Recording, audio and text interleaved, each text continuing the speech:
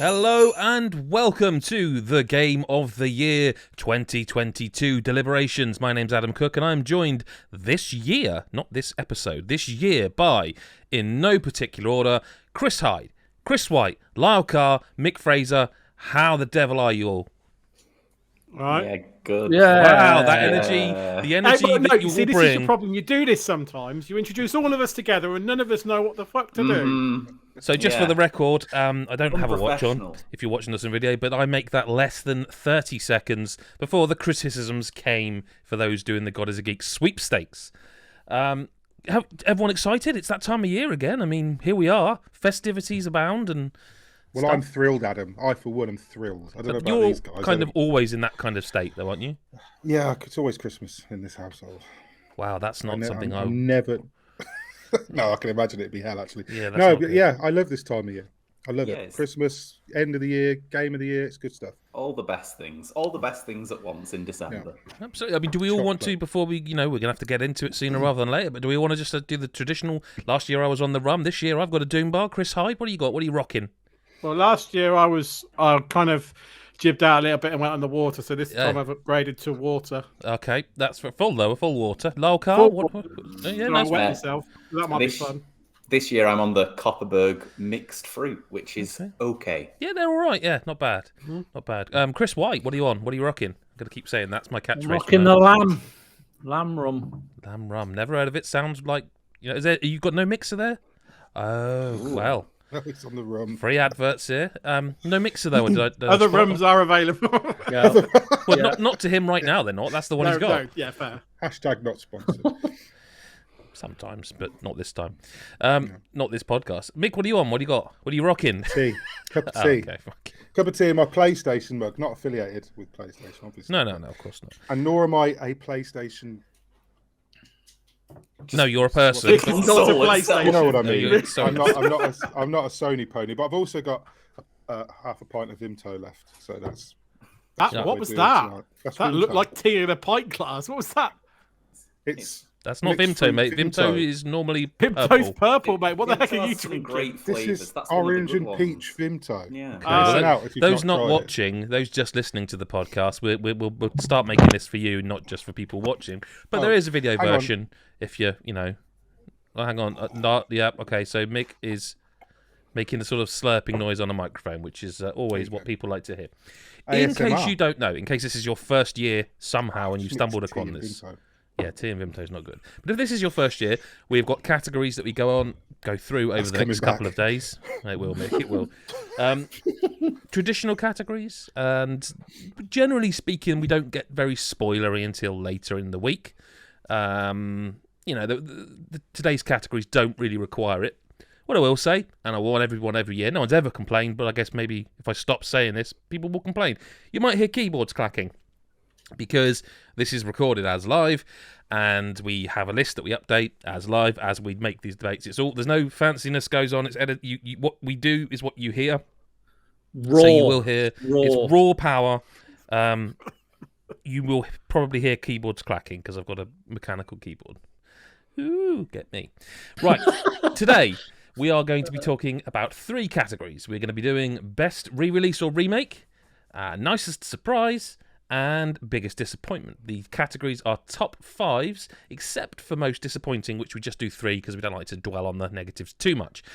So if you're watching the video version, and if this bit stays in and it doesn't get cut out, then I managed to make it so that while we were doing it, you can see the list as it changes. If this bit isn't in, I'm wasting my voice because you're not going to see it. It won't be there.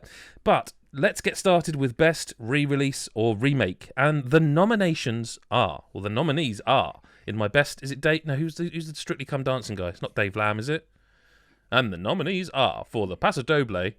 No. I have no idea. None of you watched that, clearly. So the best re-release or remake list is The Last of Us Part 1, Uncharted Legacy of Thieves Collection, Marvel's Spider-Man Miles Morales, Destroy All Humans 2, Teenage Mutant Ninja Turtles The Cowabunga Collection, Pac-Man World Repack, Portal Companion Collection, Chrono Cross, Nier Automata Switch, Crisis Core Final Fantasy VII Reunion, Persona 5 Royal, and No Man's Sky, also on Switch. So, where does anybody want to start? It's not a huge list. I don't think there's anything major missing that I can think of. We've got to start whittling down. So Persona 5 Royal. right. I'm not saying we could. All I want to say is, It sounded an awful lot like you were. No, I just want to know what it did differently to the other releases that it's been on. Nothing. Other than being on Switch. Yeah, well, it's portable on Means Steam Adam Deck will and take a Switch. shit whilst he's playing it. So that's it. What's this? Sorry. Persona 5 Royal. Oh, Persona 5 Yeah, Royal. it was portable on Switch or Steam Deck. You can have it on a fancier version if you want. I feel like Lyle has just had the wind ripped out of his sails so quickly. No, I'm fine. I think what's important about this over other, like, it's just on Switch releases is that, like, everyone in the fucking world wanted Persona 5 on a portable console because it's I didn't too give fucking two shits, long. but... Well, yeah, we know that, Mick. You don't care about anything I'm going to talk about, as we'll find out over this 5-day period, won't we? Because it's I like told your us I don't shirts. care, Lyle's side. I like your shirts. So, and you've got a, okay. And my beard, I'm aspiring to you with the beard, so it's not personal. It's wonderful. You just like shit games. No, I just for the record, I never said anything about cutting it. I literally asked what has changed about it. You didn't so much as say cut it as light a bit of dynamite, throw it in the room, shut the door, and run the other way. What it does. Yeah. Let's start with a bang. It's a good move. Hey, I'll admit. I do like Persona 5 Royal, but I've already spent enough hours playing it on console. Yeah, I think the only issue is just how much so many people haven't been able to beat that game, and everyone wanted it portable. There's a chance it stays in, but it's probably not going to be like absolutely number fair one. We'll see and what valid. happens. I mean, if you curious. factor in on the toilet hours, then people have got a lot more. Yeah. I don't think you This can is- play this was a Persona 5 on the conversation we had, toilet, though. right? I don't think you can play that Anything on the toilet. No, No, but but I play you on the toilet. I have played it on the toilet. I am the test case for that. I I stand don't want corrected. the image of Lyle taking a shit to take up much of my brain space. But No, now let's it is. move on. Let's. Can I make? Maybe he a puts a cut towel over his legs, like in Lethal Weapon. That Can I make a cut suggestion? Yeah. Really, honestly, is Pac-Man World Repack ever Absolutely making not. this list? It needs to isn't. go. It's had about 20 million Yeah. re-release remakes. What's this one doing? It is interesting that there's sort of kind of because like Klonoa was this year as well, and they sort of almost need to be grouped into a chat together because it's interesting to see. I think they were both Bandai Namco. Like people are revisiting. It makes me wonder if we're near the end of it. Do you know what I mean? Like because they're revisiting games where you're like, really? You know, when they were remaking, for example, Destroy All Humans or like the SpongeBob game that was last year, I think. You sort of go, well, yeah, people loved them at the time and they were sort of beloved for real, almost cult favourites. And it feels like, I mean, we'll come to it, but like The Last of Us Part 1 is not an old video game. Do you know what I mean? It's not old. It was on the last gen, both it's been on the last 3 gens now, PS4, 5 and 3 obviously. And it makes you wonder if the diminishing returns points come for remakes. It kind of does, especially when you look at this list compared to a few recent years. I kind of feel like it's lacking those obvious, like, oh, it's definitely going to be the Crash collection or the thing Spyro, is- like the big ones. It's the Isn't conversation of re-release versus remake, isn't it? And what Mm-hmm. it's the purpose. Why have you released it or Yeah, remade but, I mean, it? there's going to be a generation of people that haven't played Pac-Man now, right? I mean, like the younger. But my generation argument may would have be is never- that generation would be just fine still not playing Pac-Man. Yeah. It's mean, not a seminal work, is it? If it was like actual Pac-Man, yeah, fair. But this is Pac-Man World, which is basically like a sort of like vaguely okay 3D platformer. Like it's not that exciting. I mean, I think it's definitely, unless someone's got an argument for it. Like Lyle reviewed it, and like, I reviewed it. no one's It's saying it it's stays in the alright. top. Yeah. I Okay. don't think it stays in the top 5. Just looking at, I haven't played, I think, any of these re-releases, but even I would say Pac-Man probably goes off of that list. There's some awesome stuff on there. Okay, so I'm removing it. Chris White, any problems? No, There we go. no. We started. There we go. This is the Okay. start. So it got brought up a cut, little bit Pac-Man. earlier. I reckon, sorry, Lyle, but I reckon that might be one of the quickest times we've ever got a game cut. After last year's 3.5 hour day one, I reckon that's pretty good. You're timing. welcome. You're Yeah, welcome. Thank you, Chris. Yeah. Sorry, Lyle. So no problem. We also mentioned Destroy All Humans in that conversation, and does that like kind of fit the same bill of like maybe not quite going to make a top 5 really. No, and I've got a really Chris White, unless you'd like to step in, I have a really good reason why I'd like to keep that for now. No, go for it. So around that time that Destroy All Humans Reprobed came out, I was also playing another new game, both of them pre-release, and it was Saints Row. Mm-hmm. And Saints Row was which may feature later. But Saints Row was a new video game. A brand new one, not a remake, not a remaster, a new video game rebooting the franchise. And I remember playing them both and questioning to myself, how come Destroy All Humans 2, which is a remake, feels new, and Saints Row feels old? Now, that may be more comment on Saints Row than Destroy All Humans, but Destroy All Humans 2 was just an awful lot of fun. And it is a bit of a throwback in terms of, I think that, this is our awards, but I sometimes, unless they are truly exceptional, I find I get a bit of open world fatigue. Like, we still kind of haven't got away from that thing of developers going, hey, we're 5 times bigger than Skyrim. Do you know what I mean? It still happens. There'll still be an email once a year that says we're X times bigger than Skyrim, or see that mountain? You can go, that kind of selling point. And Destroy All Humans comes from a time when it was open world, but it was not like a big open, like it was enclosed spaces almost. It's sort of like levels almost, isn't it? Almost like levels and like mini sandboxes, and then you would move to another one, like London or whatever, and from America, and you would go through. And I just, in terms of, look, it will probably, it's difficult. There's a lot of good games on here, but I think there's a lot easier cuts personally than that just yet. But Chris White, like, you reviewed it, you played this too, so no, I think it should stay for now until we've seen what the rest of the list holds. Because I have got a question on one actually, which you'll say is controversial straight away, I'm sure, but it's Portal. And only because Portal is one of my favourite games ever. Portal 2 is excellent, but I don't know that the companion collection, because I didn't play it, did that add anything or do anything, or was it just the games again on a different platform? There's one kind of key part to this, which I think is pretty important, and this collection on the Switch, so obviously, it's got the Switch vote, but this collection, like, it's the first time that Portal and Portal 2 on consoles has ever been 60 FPS. So it's kind of like it's an upgrade and on the Switch, and it's weird.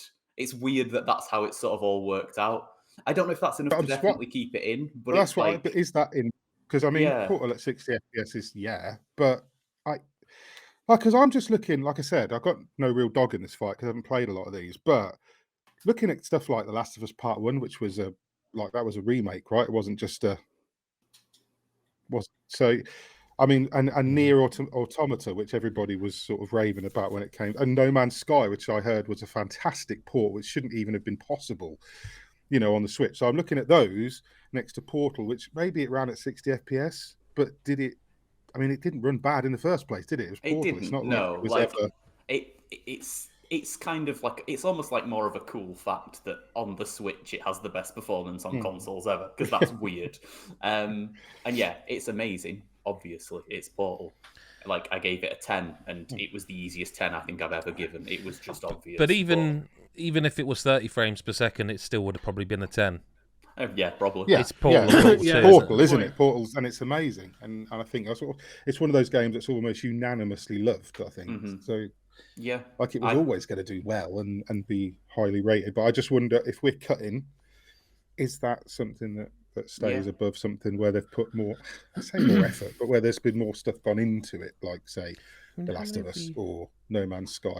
Because they must have done some stuff under the hood to get No Man's Sky to run on the Switch. They must have. Do you know what I mean? I think Portal obviously should, it's got its moment of just saying Portal's really good, everybody, which, no one's shocked about. But, like, I'm not gonna go home crying if, I am home, but I won't cry, is what I'm saying. Don't worry. Save your tears for later. We've only just started. Yeah, there's so many days left for tears. There is. Chris is locked and loaded. You can see it in his eyes. There's something feels wrong about cutting it that quickly. It does. It was the one I was going to fight for, but realistically, like, in terms of what the category is, it's also, like, I'm not that bothered This either. is It's the hard. thing. Like, 6 of these have got to go, though, haven't they? yeah, I like. There's something feels wrong about it, but I can't quite articulate why. And I think it's because they're just such great games. I think that's pretty much it. Yeah, like because There is actually a lot of really good games on this list. Actually, when you scroll down. Well, that's why they're back. That's why they get re-released. It does sound like it's being cut, though. I mean, it doesn't even sound like we need a vote at this stage. It sounds like it's being cut. it sounds like it probably is, and that's fine. Portal's great. Everyone knows it. That's fine. Okay. I mean, I'm not saying I've got anything on the list that should stay instead of it. That's not right. I'm just asking that. I mean, it's been deleted, but I think to Chris's point, you've got to get rid of 6. It's not going to survive that many others. I think it might be cutting it early, but it's still going to be one of the cuts. I think. Uncharted. I was going to ask about that. Now, I played it on PS5. I played it on Steam Deck. In fact, I think we almost need to group Spider-Man, Miles Morales, and Uncharted together here because they're both on there personally for me because of Steam Deck. What is Legacy of Thieves? Is that 4 and Lost Legacy? Yes. Yeah, it wasn't it, at the start of the year? Did I review that? Console. Yeah, you did. Yeah. I didn't want to mention. I wasn't going to mention it if you didn't ask because you asked. You really liked it. I wasn't going to mention it, but yeah, you did. It was a while ago. I must admit, I'm actually sat here now thinking, was that definitely this year? You know what? It was for PC, definitely. It looked incredible, but they both looked amazing on PS4. Like, and yes, they did look better than that. But it's just 2 games together on the PS5. And 2 PC, fantastic, like 10 out of 10 games. And best re-release. Why is it a best re-release? What is this is the it? point What did of they do? re-releasing it other than to just play them again on another platform? And that was when we were talking about Portal. This is the question I was going to ask. It's the same. About Like there's nothing been out. Well, they've made it 4K 60. I don't think we're the crew to be like, well, it's in 4K now and runs at 6. I don't think that we're that Digital Foundry. No, we're not that team. If you know what I mean, we're not. It also begs the question that some games just had that upgrade. Like so fair enough, that's a re-release and now it's 4K 60 and they're bundled together. But some games just got an upgrade to Some next games, gen. yeah, Like I mean, God of War, Days Gone, Yeah. Ghost of Tsushima, I believe. Yeah. I'm not saying that we're entitled to it, or all companies should be upgrading their games to 4K. But I think if that's the only selling point of a re-release, probably not. I think what probably, to your point, Adam, what probably resonates more with us is when there's something like stands extra out to get into or something like that. When there's almost like that's the reason it's been remade, not just because the numbers have gone up, but because there's something else about it. And that's you see, and that's kind of why I've not included these from my personal side perspective because they're like, I mean, Miles Morales wasn't re-released, was it? It was released on PC. And they did add stuff for PC, the ultra wide stuff, but not stuff I can even comment to because I don't have an ultra wide monitor. It does run on Steam Deck, which I have got, and it's even after reviewing Marvel Spider-Man, and being like, this works on a Steam Deck. Even after that, I think it was like 4 months later, Miles Morales, which I think it might be the better one of the 2, still was like, Jesus, it does run on Steam, but. That's me. No one else has played that here. I think they're 2 quite easy cuts because they're fantastic games, but they don't do much in terms of they're just like now they're available on a new So I think I put them on here, so I'm happy to lose them if you guys are happy to lose them. Yeah, come. Sure, why not? I'm going to change it now to numbers because we're getting into. I was just happy to lose anything but a certain 5 at the moment. 3 more need to go still. We've not talked about them. Now, which ones would Lyle hate? Yeah. Well, are we assuming The Last of Us is a lock?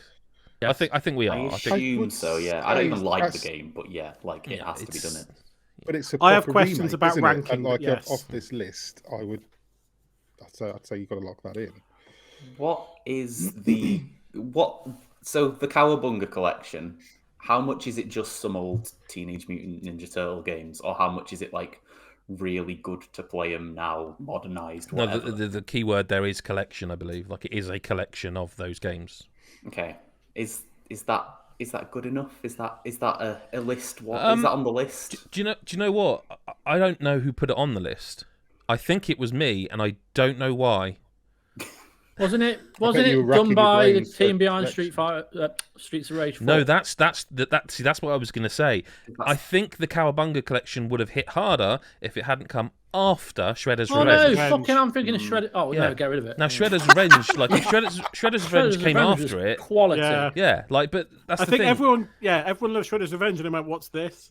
Yeah. Oh, I thought that's what this was. I was No. getting ready to lock it in. No. This is the collection of like the NES and SNES and the arcade bloody stuff. Stress that game caused me. Yeah, no, that exact bunch game. of old that's shit. exactly it. No, I mean they're good games and it's a nice collection, but Fucking I swimming was level. joking. okay, well, Yeah. that was easy. By my Piss numbers, off! Was it meaning- easy? Well, that was, isn't it? No, I'm saying cutting it was easy. Oh, sorry. The bloody game level? was like, as a No, kid, I was like, the tough oh, level in that game was the swimming level. water one, the swimming level, yeah. Not the jump that everyone thought you had. You remember the impossible jump? And then years later, when you find out how to do it, you just have to run and you just walk across the gap. No one remembers it. There's like a little. I just remember the swimming bit being I really don't hard. really know. There's I a level remember where this there's one. like you're on a top part of a platform and you jump and you hit your head and you would fall down the hole every time and just keep going round and round and round. And then obviously do years later remember people that. realise you actually just keep running and you just run across it. A bit like when Mario, if you full sprint, you just run across. Oh right, yeah. Anyway, it's gone. So fuck it. Who cares? I have never played Chrono Cross, so I'm happy to learn about it. Likewise. okay. Why it was the best This- re-release? This game technically shouldn't really be on this list because Oh, cut it that's then. pretty Easy. Yeah. Thanks, Lyle. That's gone. Basically, No, you are Just- right. Oh, no. Actually, you are right. Yeah. Yeah. Oh, It's- you it's are not right. in- It was I am never right. released, was it? Here. Like, No, Oh, is this one of those that we never got? No, Yeah, yeah, it's the pretty first much. in the West, isn't it? So it's kind of a re-release in a sense for certain places, not for here, but it kind of means it doesn't fit into any of the Game of the Year categories or the Because re-release it's not category. good enough. But so I put Sorry. it in here because we'd be able to talk about it, but it doesn't make sense. It shouldn't be here. It's really, really good. Well, that was really easy. I mean, yeah, a little bit. We only need one more now, and we're into. Oh my god, I can't believe it! Inside an hour, we might have a category. Well, I'm not going to say that just yet. Well, Yeah, you got to rank them yet. We have. hey. This is tougher now. You guys have to rank them. I'd leave it like that and go I, home. I, I didn't play these. I know I'm the only one who played it, but just based on the sort of knowledge of what I've said, what everyone's said, really, No Man's Sky on Switch is a lock, right? I think so. It seems yes. like it. All the doesn't it? updates, all the content runs quite smoothly. Does it on It's Switch? it's genuinely it's all they've. So you know how when you sometimes get a Switch port, they sort of scale back the environment slightly so that like there might be just a little bit less detail. That's all they've done. Like and Then it's, it it's makes genuinely sense. remarkable how that thing works at all. It's really good now. It is really nice. good now, It and is really that's good now. Yeah. and you know you could make an argument that if you've got a Steam Deck or a Switch, like that's the place to play it, unless you're like well into mods and stuff. I'm sure there is on PC, but like it feels like a lock to me, and so does The Last of Us. I'm happy to talk Yeah. about that. I'm happy with those two locked in. Yeah. Those two are locks, aren't they? They just are. They are. What isn't a lock though? You see the. You ain't gonna like this, Lyle. I might. No, I'm not gonna. I don't think I'm. The one that stands out is one we have talked about. For me, the one that stands out is the kind of Persona, you odd one reckon? out. It's Persona Yeah, because they did nothing. I feel like we've cut And- others for the same reason that.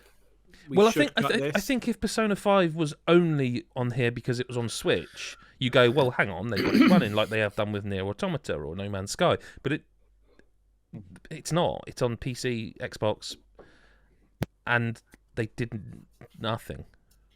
I mean, not that they probably needed to do it. It was already a phenomenal game, and it was already like 100+ hours. What more could they have really added, you know? But yeah, they didn't need to, and this isn't really like this isn't the conversation of what's happened from Persona 5 to Persona 5 Royal, because obviously that came out a couple of years ago as well. Yes. So it makes sense. Yeah. What? Okay. So what does last moment then? Just we'll see if there's a chance of it clinging on. Okay. What does Nier Automata do on Switch that makes it more special than Persona running on Switch, other than just it's a bit more impressive a game for that? No, it's more that again, it's kind of remarkable that it runs.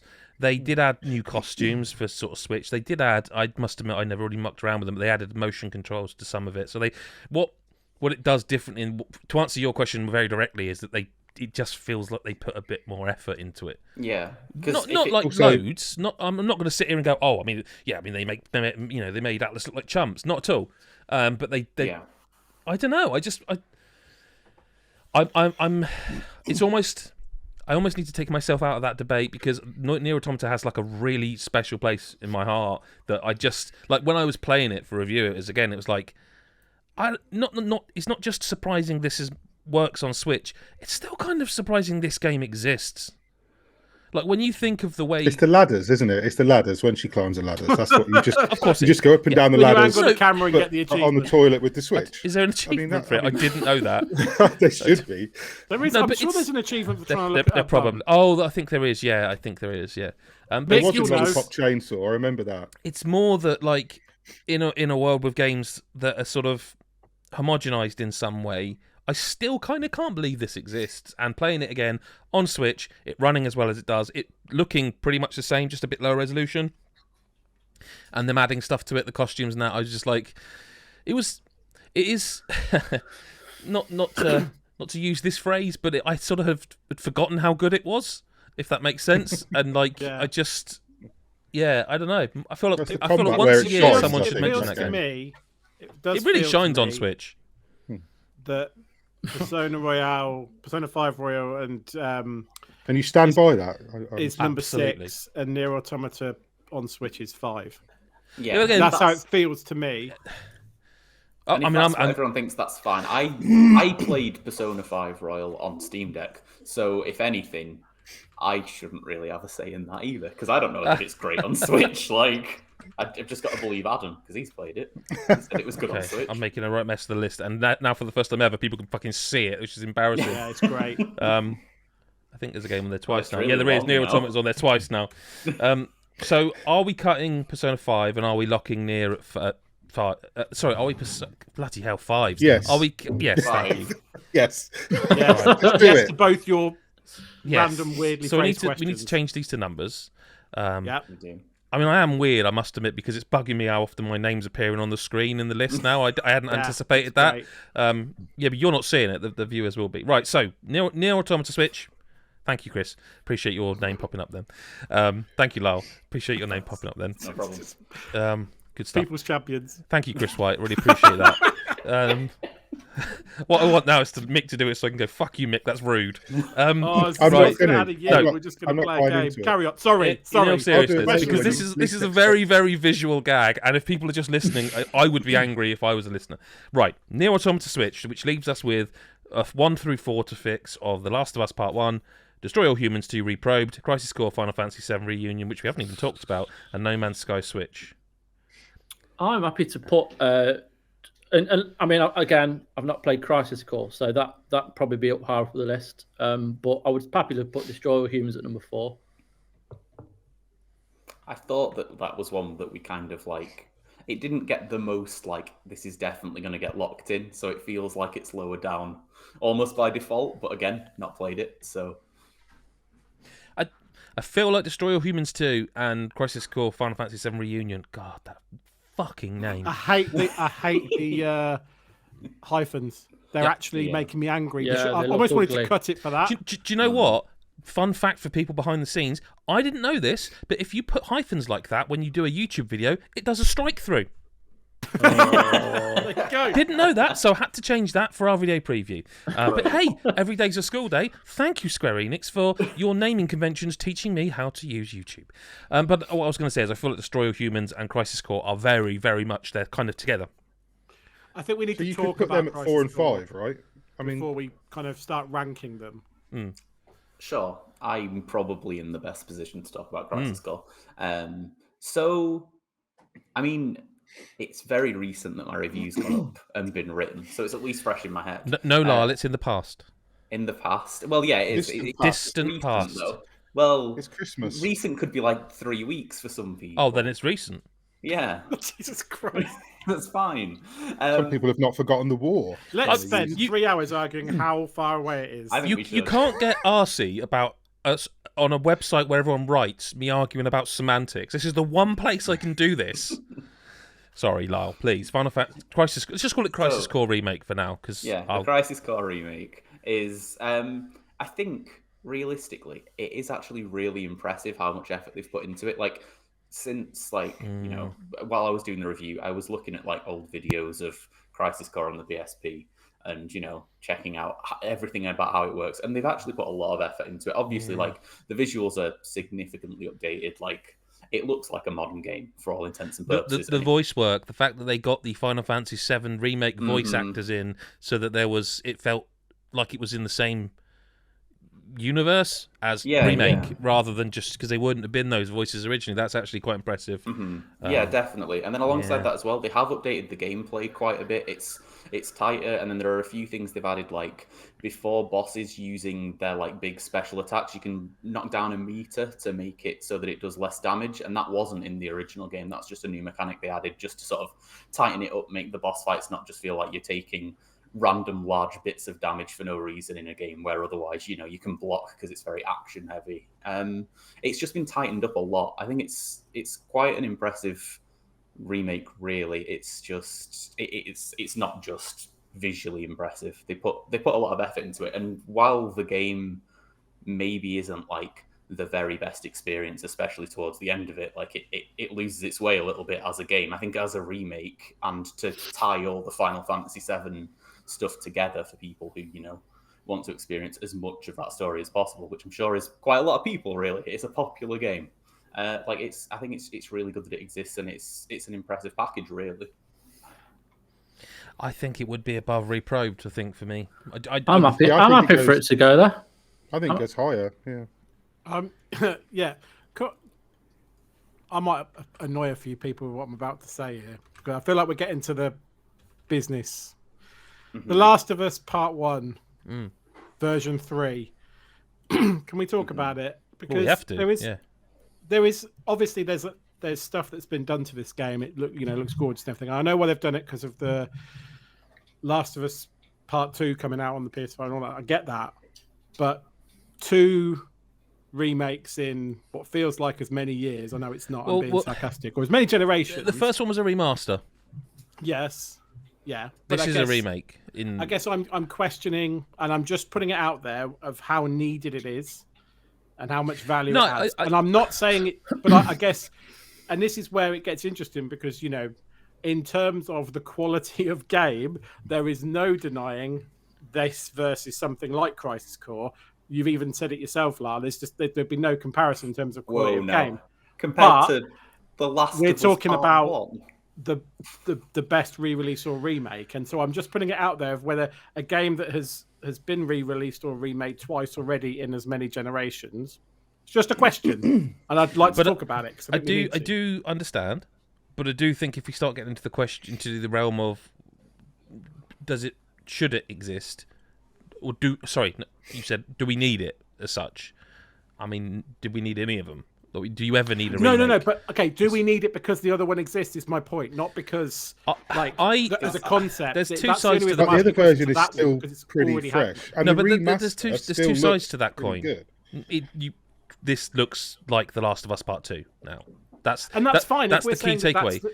If we're saying that's good enough, do you know? It's not saying that. I'm asking the question to have a discussion. I'm not. There's a few. No. There's a few facets to it I think are worth discussing, and one that is that I think I should iterate here very clearly. I do not know this for a fact. However, I'd be quite surprised if this didn't come out on PC in January, when the Last of Us HBO special goes to air. Yeah. When this was announced, that's what I thought would happen. When I thought that this is a cross promotion, it's just fucking business sense. They know that people will buy it. So I was a little bit skeptical about it, even though I love these games. There's part of it also. I think there's not. I don't want to say arrogance, but there's like almost a pride in what Naughty Dog do, and I feel like they've put this Last of Us 2 out, and they've seen the visual jump. And now The Last of Us Part 1 exists and The Last of Us Part 2 exist as modern PlayStation titles. And I don't know. Can I add something to that? Yeah. All right. So visuals, fantastic. We know that. Remade from the ground up using the Naughty Dog's engine, The Last of Us 2. Great, brilliant. looks amazing. And yes, that is one of the main reasons why it was re-released, right? One thing Naughty Dog don't seem to get enough credit for is something we would all take for granted, more or less, is the accessibility options. The amount of accessibility options for this means it's playable to pretty much everybody who suffers from some kind of disability, whether it be visual, hearing, whatever. Like, I'm not going to get a list up and read them all out, but there are tons of them. And I think even if it doesn't come first, it needs to be applauded for that, because gaming is for everyone, and that remake has made sure everyone gets to play what many consider to be one of the greatest PlayStation games of all time. I mean, when I replayed it, I was almost... Again, it is really one of those... I know, Chris, like, you play this... Chris White, sorry. I know you play The Last of Us like it's like almost a yearly game for you, in the same way that... Actually, I haven't done it this year, but Super Mario Odyssey I often play every year. It's just one of those games I like to... In fact, I might do that after this recording. But playing it again, I was sort of... I get the complaints. It shouldn't be $70. I get it. I get that. I do. I can't disagree with that. I can't. I can disagree with the fact that people are like, oh yeah, but they didn't add the mechanics from 2 in, like the jumping or whatever. It's like... the game wasn't made with those traversal options in mind. Yeah. So to castigate it for not having things that would just make the game probably weird. I was kind of... I mean, look, it's done its job. I can't wait for that TV show, because I'd almost forgotten about the characters in it. Like, I we play so many games. Like, going back through it and remember, Bill and some of the other characters. I'm not even going to say... No need to even sort of spoil it, if you know what I mean. It is my number one. I've just shown my hand there. But I'm not, like, absolutely precious about it. But I do think it isn't what they did last time, where they just, shined up the textures. It isn't that. Like... we talking about... I remember playing it, we were talking about certain scenes that, well, the kids say, hit different. Like the where Ellie runs off, and you have to go looking for her with your brother Tommy, and that whole scene that plays out in that bedroom, like the facial animations, like it's like you're watching. I know they've got the money to throw at it, right? But the effort in mocap, it's ridiculous. It's absolutely just having the money to throw at it doesn't mean they would, though.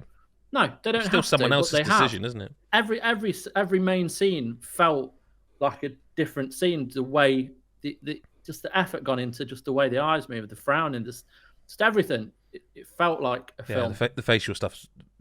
Yeah.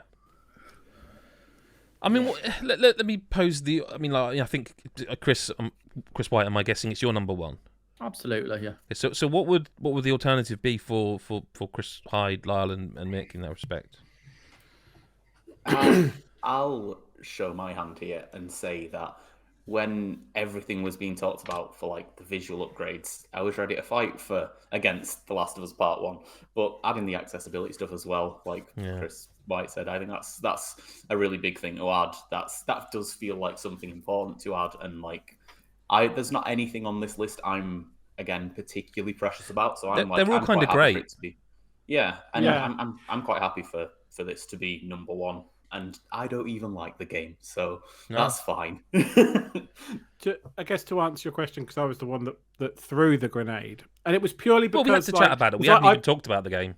Yeah, I played The Last of Us Part 1 just before I played The Last of Us Part 2, so I kind of did it. So, and I didn't feel like... There wasn't any part of me, and that was like, I wish they'd remake that Last of Us Part 1. No, I didn't feel that gap, so I guess I was almost fine with what I've got. I'm not saying that it hasn't improved. I will be completely honest. I don't think I can, given what Chris White said, not argue for this to be number one now. On top of, because I didn't know a lot of that stuff, if I'm honest with you, because I haven't played it. I'd forgotten. I think, to be honest, like both the reworking from the ground up and the accessibility stuff. Do you remember the I think it was The Last of Us 2 where they introduced it. Sony started doing the I don't know what you'd refer to it, but it's like so. For example, in God of War Ragnarok, the most recent game, they've done it in like so Kratos will be one color, Atreus will be a different color, like a block of color, I don't know what it's and called, the enemies, yes. whatever that's called. I mean, it's a visual impairment thing, isn't it? Yes. That I think the first time I remember seeing that was in The Last of Us Part 2, and I think, and don't quote me, but I believe everything they added accessibility-wise from 2, they then decided, right, we're bringing that into Part 1 with this new release. I used one and of it was them. a lot. Yes. The pressing down to, like, not echolocation, but it was like you press down on one of the buttons and it like scanned the environment for like collectibles or things of interest, and you felt. I mean, it's got auto collect as well, hasn't it? That's one of the accessibility ones. Yeah, so if you walk past the stuff that you get, the scissors and the rags and stuff, it just will automatically pick it up for you, so you haven't got to press the button. Sorry, I'm just considering my life choices at the moment. For a collectible like me. It's got that in God of War as well, by the way. Sony have got like a Don't be telling me that now. No, it has. Don't be telling me that after that. Anyway. There was another game recently, but they've got their suite of accessibility that they are certainly trying to get into almost every first-party game, which is awesome. So, for me, and we can do this with the confidence that people can see the list as well. For me, I'm really not a fan of this. For me, based on what everybody has said, the list I would is the list, 3 isn't and it? 4 and lock it. Oh, okay. I mean, I'm absolutely over the moon with that suggestion. What was that, swapping 3 and 4? So No Man's Sky goes up to 3. Yeah, That's basically what I swap would those say. two. Okay, so No Man's Sky, what do we need to say is good about that? Like, what is other than the fact it's running on Switch, and obviously it's a really fucking impressive thing that it's running on Switch. It shouldn't run on Switch. It shouldn't. The vibe I get with that, and I don't think it's as extreme, but when I've talked to Adam about it, is it's almost like The Witcher 3, but not quite in terms of like how kind of vibes. And when you leave a planet or a system in No Man's Sky and you get that load, the stars, whooshing at you. Like when that first happened on Switch, I was like, well, I might as well go and have a poo or something because this is going to take forever. You know what I mean? And it's not like it's not like it's quick as other systems, but it's like it's surprisingly not poo length. Poo worthy. Yeah. Well, and the fact that that's a box quote, isn't it? It wasn't poo length. Because sometimes you get these versions of games, and they're like, "Oh, well, what we're going to do is we'll update it to bring it in line with the other." Like Capcom even do this with like Monster Hunter. Like they release, in fact, they're doing it again next year, where Monster Hunter Rise is coming to the other consoles it's not on. But Sunbreak's not come, and I get why they're doing it. It's a business decision to sell more, isn't it?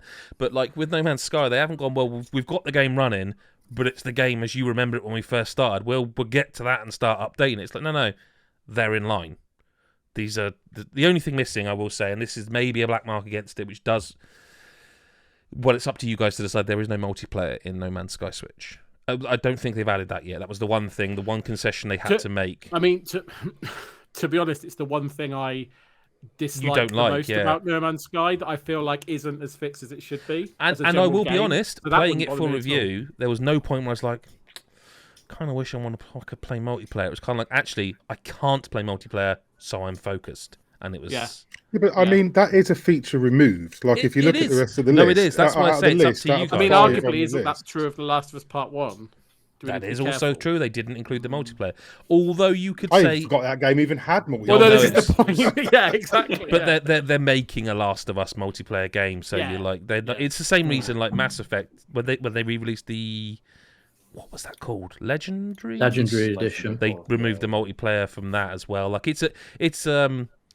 I think personally it's one of those things where they do this because they want to put the game out as a single player experience, so it's done, finished. Buy it or don't buy it, we don't care, but we haven't got to look at it again. It's done, if you know what I mean. Whereas if you put out a multiplayer version, you got to kind of, it's becoming it's a live service, isn't it? So it's like, I think that's why they do that. I think No Man's Sky, they didn't do it because I think they're just like honest about it and like, look, we've got this running, it runs really well. It won't if we add a server running in the background and constantly ticking updates all the time. Whether that makes it 4 or 3 is genuinely you guys decide. So it definitely goes above Nier. Is that what you're saying? You're happy that it goes above Nier, definitely. no matter where. No, we've locked Nier. We all agreed that was a 5. So it's sort of Then 3 and 4 I don't are pretty think. shit, aren't they? I guess you probably don't need to change the list at all then now. I mean, we've discussed everything, and that seems pretty. It's alarming. It's alarming how smooth this has gone because it doesn't normally. If that, it's alarming. You wait, I just don't wait. know that- Things are going to get vicious. Yeah, later. It's going downhill. It's just I mean, I'm I just happy think. with that. I mean, I don't have. 3 and 4, but I'm really not that passionate about it. Like, I think Yeah. there's not much between the two. Yeah. And so if the will of the council is that order, I'm absolutely fine with it. Yeah. And I literally don't have a real opinion on where they should go other than what you guys have said. And from what you guys have said, that list looks pretty good to me. I also really like the idea that Destroy All Humans 2 made a list quite highly in 2022. That's kind of A game wild. where you could literally pull health out of people's anuses. Yeah, like I like that made the list. That's An anal funny. probe. Yep. Nope. Okay. Well, if there's no objections, I shall read that, and that will be the first of the awards in the books for 2022. I'm happy can I with just that. can I just say something? Yes. Why did we do last year's first? We didn't do the We recap. normally say what won last year. Don't Because we? I got a list up here, and like it's I forgot. Oh, hey, Come on. hey. I forgot. It's fine. And you just pointed it out live. It's fine. Wow. Now he's got to Text open it because message. now he's got to I do it for remembered. every category. No, I now. remembered. Now you said it. I Mass remembered Effect about was one, 5 yeah? minutes after we started, but Mass I Effect forgot. Mass Effect should have been 1, right? Got to have been. Do you know what? If you can keep talking, or someone else would like to read the list for a Sure. change, I can possibly find it, but I Nah, don't. it's a host job. I that. can find it. I can find it. I'm trying to think of other games. Yeah. Was that Mario? That one. I've got it. You lot are fucking. Oh, yeah, I'm it did. hosting this, producing this, and I've found the fucking list before you are. I'm disgusted. The last year it was. Oh god, I don't want to read it now. Last year's winner was great. It was Super Mario 3D World plus Bowser's Fury with Mass Effect, Death Stranding Director's Cut, and Near Replicant up there, and in 5th place Skyward Sword HD. 5th place what? Skyward Sword. So that's what I see. I still can't is. Yeah, I don't know what this This is. is Zelda game. Doesn't matter. But a lot of them about these days. Oh, it was Skyward no, Sword. it wasn't. It was Skyward Oh, Sword. oh, now I'm pissed off. Right, let's Yep. do the next category. So in 5th place for 2022 was Near Automata Switch, and another Switch port in 4th, No Man's Sky, then Destroy All Humans 2 Reprobed, Crisis Core, Final Fantasy VII Reunion in 2nd place, and the best re-release or remake for 2022 is The Last of Us Part 1. Huzzah. Happy? Everyone happy so far? Cosmic. Yes. Yeah, Beaming, cosmic. So now we move on to the nicest surprise, which is, if I'm honest, one of my favourite categories every year. Last year, the nicest surprise, it won't be a shock to you to hear it now, but it was It Takes Two, with Tales of Arise, Scarlet Nexus, Psychonauts 2, Knockout City, Follow Up. This is definitely last year's list, because it feels like 5 years Yeah, ago, that that's list. last That was Yeah. definitely last year's. Yeah. Wow. Okay, so nicest surprise. We've got a bit of a longer list. It's a top 5. Here's the list of candidates or nominees are Rollerdrome, Evil West, Tiny Tina's Wonderlands, Kirby and the Forgotten Land, Sonic Frontiers, Hell Pie, Tinykin, Marvel's Midnight Suns, The Quarry, Metal Hellsinger, Jack Move, The Deerfield. Actually, I think it's called the Diofield. I'm never sure. The Deerfield Chronicle, Fire Emblem Warriors 3 Hopes, Islets, V Rising, Nobody Saves the World, Pokemon Legends Arceus, Disney Dreamlight Valley, The Entropy Center, and Blacktail. Big old list. It's too many games on that, isn't there? There's a few old games on that. Yeah. I mean, listen. Fuck it. Sonic Frontiers. Whoa. Yeah, come on. Why is that on that list? Sonic Frontiers was a really good step in the right direction for Sonic, and there's not been one of them for fucking ages. Fuck it. Game of the year then. Yeah. Well, I mean, if you want to. It'll be No, better I than don't. what you guys end up fucking picking. We'll see mean- about that. Surely, no, I was going to say something really not appropriate for this podcast. Then don't say it, because I've got No, enough work no. to do when this is getting... No, but seriously, I do understand where I was coming from, and I've written a little bit about the game myself, where I said the same thing. It's not the best game ever. It's not the best game of this year. It's not, for me, even a top 20 game of this year. But it's... It really did surprise me in a nice way. I wasn't expecting to enjoy it as much as I was gonna, but I also get where you're coming from. Like, in terms of the games on this list, it's like official out of 10 rating would be lower than a lot of them, really. But like, I don't know, the fact it has warmed so many Sonic fans' hearts is, it's kind of impressive that they did something so different that a lot of people have thought is, a good way for the series to go. But is it one of the 5 best, nicest surprise? I don't think it's going to make the top 5. No. I was hoping it'd cling on more than like the first cut, but the thing is, it was there's the a lot of first games. thing I thought. Well, there's a lot of games on here. Sorry, I think there's a lot of games here people that are quite passionate about. So I kind of went for that, thinking I reckon that's probably one of the easier cuts, which is mad. I think you're probably right. Like, there's quite a few on that list that I'm going to argue a lot harder for. So, I mean, if I'm going to argue harder for a lot of games, and they're also probably not going to make the list, They might. You might have an ally. Might. I'm close to hitting the delete button. Delete it. Come on. Oh, get rid of it. It's fine. We have to also, not to just take charge, we have to have a little bit of a discussion about Blacktail. Because at the time this podcast goes live, technically speaking, to the early access period, for when we do that now, it's under embargo still. So we can sort of talk about it in a preview sense because Mick and I previewed it, but I think the fact we kind of can't talk about it right now... Yeah, you probably have to cut it. Makes it an easy cut. No, neither of us realised that it will still be under embargo when the Patreons get this. Which is probably saying enough, so that's got to go. I've got a third if no one's going to stop my rampage. You're on a streak, go for it. Yeah, you see if you can get a hat trick. Right. We might be upset. No, I don't think you will. I think you'll be surprised, but not upset. The game I'm going to cut is one that's on this list that I put on this list, but it's incredibly personal to me. Not Kirby. Oh. No one's going to vote for this. It's Fire Emblem Warriors 3 Hopes. Yeah, I thought that's what... When you said not Kirby, I was like, it's going to be Fire Emblem then. Now, I do want to give it its moment because, like, I liked Amusu. Yeah, but that no, was sorry, one of I the loved nicest... Amusu. I loved Amusu. Like, I obsessed over that game. Is the nicest surprise. Yeah, that's my because I gave itself. No, because like, look, but... I genuinely consider myself, even as someone who's on the older side of the sort of industry, I consider myself that I always want to learn. I always tell people and say to myself that if you're not willing to learn, if you're not willing to listen, you can't improve as a person, right?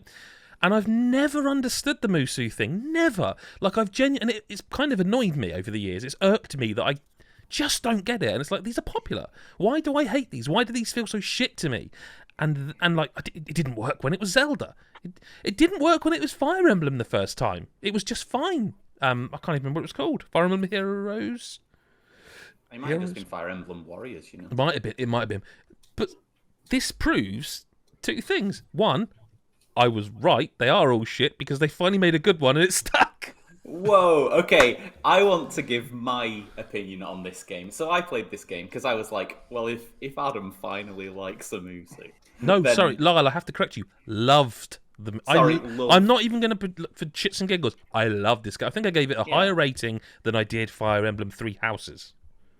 Yeah, so you finally loved a Musu game. So I was like, okay, well, I've got to try this and see how much better than the others is. It's just the same as all the modern ones. It's like Samurai Warriors 5 is probably a little bit better than it. You've just missed like the last sort of 12 months of cracking Musu games. I find them so boring when they do that medieval nonsense. And Fire Emblem's got good stories and JRPG characters and I mean. Yeah, in terms of the game itself, it wouldn't be on my nicest surprise list. It can't be on this list, let's be honest. But my nicest surprise of the year, maybe my number one nicest surprise of the year was that you ended up loving it. But that's not what's on this list. That's not it. No, it's fair. Nebulous ideology is not on this list. This video game is, and like only you and I played it. Yeah. And I put it on here. And it pains me. Look, it pains me because I was so happy. Like I kept expecting something to happen, like a doctor to ring me or something and say, "Mr. Cook, we need to up your medication. Something's very wrong with we've heard about the Musu-ness," and it never did. And then I played it, and I just kept playing it, and I'm like, I saw credits, and I'm like, it's a Musu, and it pains me to remove it, but this is not my list. So bye Fire Emblem Warriors 3 Hopes. I really did enjoy just that journey of you messaging me and continuously saying, "I'm still really enjoying it. Mate, When am there I was going to a stop?" genuinely a period where I was like, I'm broken. Something's wrong with me. I've hated these games for as long as I've played games, and now listen. I could just keep going here. So someone else needs to either step in or step the fuck off and let me rampage through this list. Now I'll do a cut. I got this. Okay. Let's tag me in because Thank I God. didn't Sweating enjoy here. I didn't enjoy Metal Hellslinger very much at all. It wouldn't be on my list. I think that would have been more of a surprise for me if I hadn't played. Previewed it.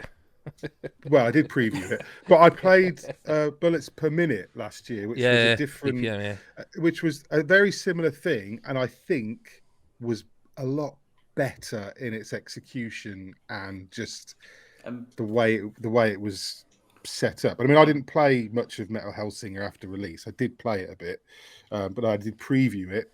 But no, I think it was pretty good. But I didn't class it as a particularly big surprise because it wasn't a new genre to me. It was just. And then in the same sort of vein as that, I played Soundfall early in the year, which isn't an FPS, but is like a rhythm-based, like, do your things in time to the action game. And I thought that was better than Metal Hellslinger too. So that was sort of the reason I was like, I played it and I was like, oh, it's like the FPS version of Soundfall, but it's not as good and it's all metal music that I don't like very much. I did like Hellsinger. I did like Hellsinger a lot. I'm not going to lie. I'm really enjoying Lyle calling it Slinger every time. Hellslinger. Oh, is it not? Slinger. No, oh, well, Singer. He's a singer. Metal singer. He's just a singer, isn't he? Makes sense. Well, there we go. Cheers. For that reason, it should be cut. I'm too embarrassed. Get rid of it.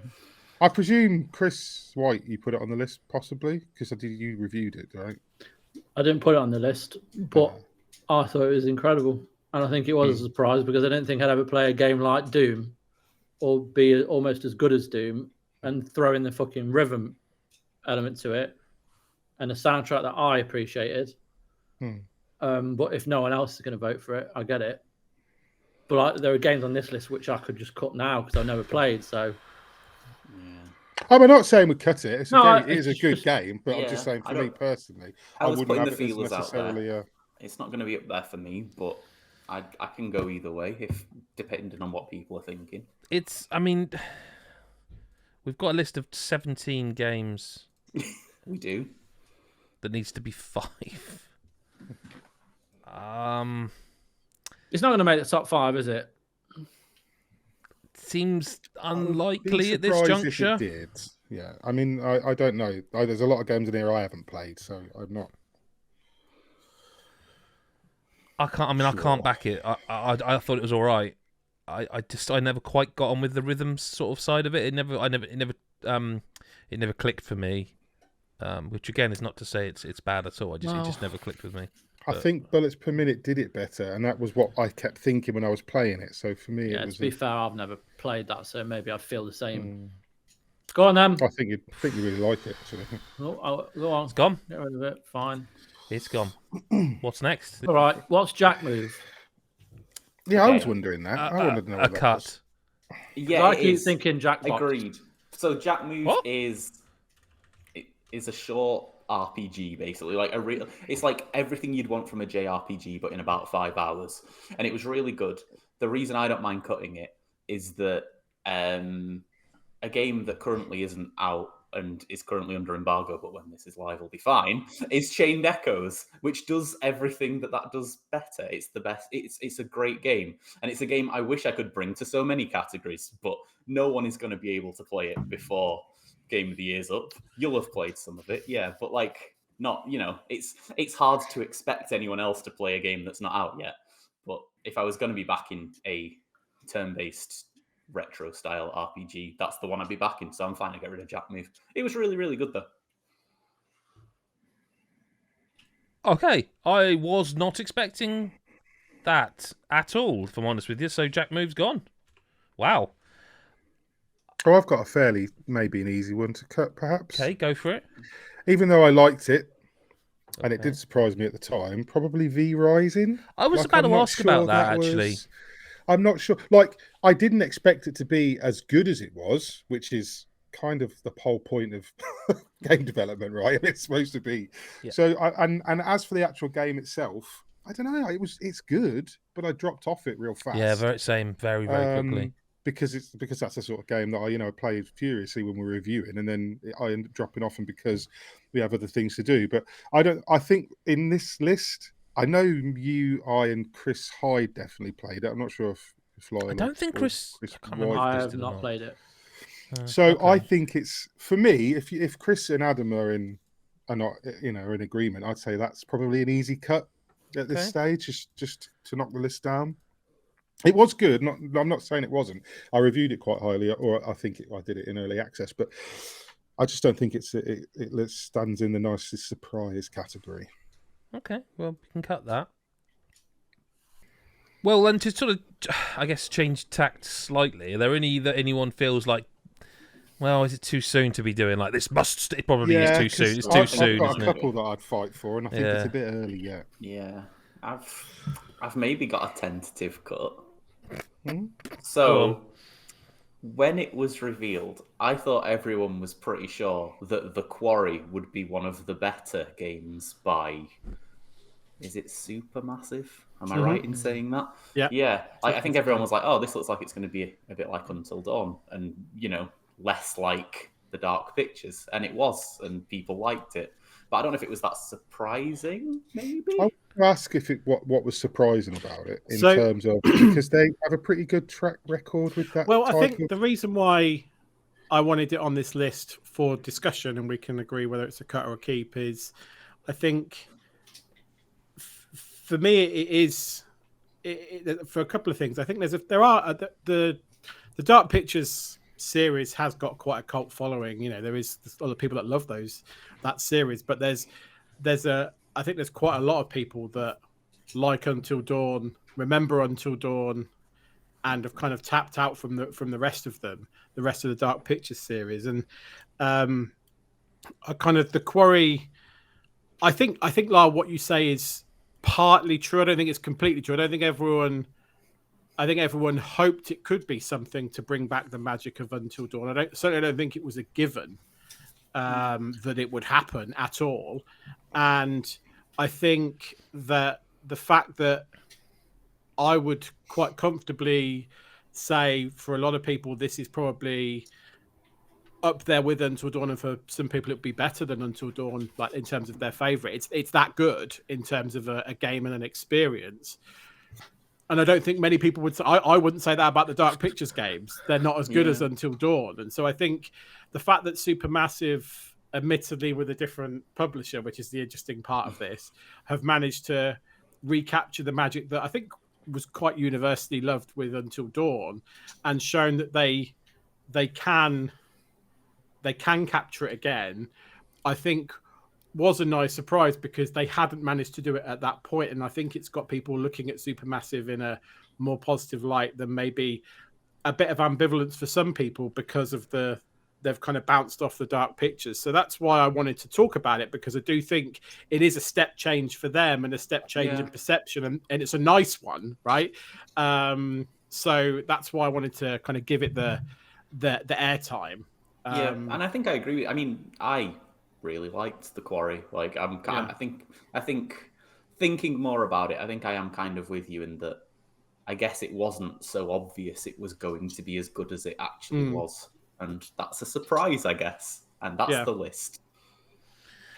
The concern for me here is that we've got a massive amount of games that I feel like there's quite a few of them people feel quite strongly about. Yeah. Right, cut Disney Dreamlight Valley. Okay. Really? Ooh, I wasn't expecting that. Yeah, I'm kind of... I want to do it now. The Band-Aid off. Before it gets closer and gives me hope, right? That's a great That's reason. the only reason, okay? I'll fight for it if I have to, but I don't think I'm going to get anywhere with it. However, I think Disney Dreamlight Valley is one of the biggest surprises of the year, because everyone thought it was an Animal Crossing cash-in, a Disney cash-in, a game that was never going to do anything. And I've been playing it. I don't play it anymore. My youngest plays it, and my oldest plays it sometimes. They actually updated it at the time of recording, I think. So much there. Today. Constantly evolving. They've just added. We've just been playing the Toy Story thing today. It does things so much better than Animal Crossing in certain ways. in some ways it doesn't, but in a lot of ways it does, and it's so much more than just a Disney cash-in. And I think there's a lot of thought has gone into it. Now, it's early access. There are quite a few bugs here and there. Some things. Well, is that the easy out for us though? Is it the easy out to say, well, it's not actually officially out, so? I mean, it is, but we're not going to talk about it next year, are we? But no, the reason being is that, like, Chris, you're offering it up as a cut.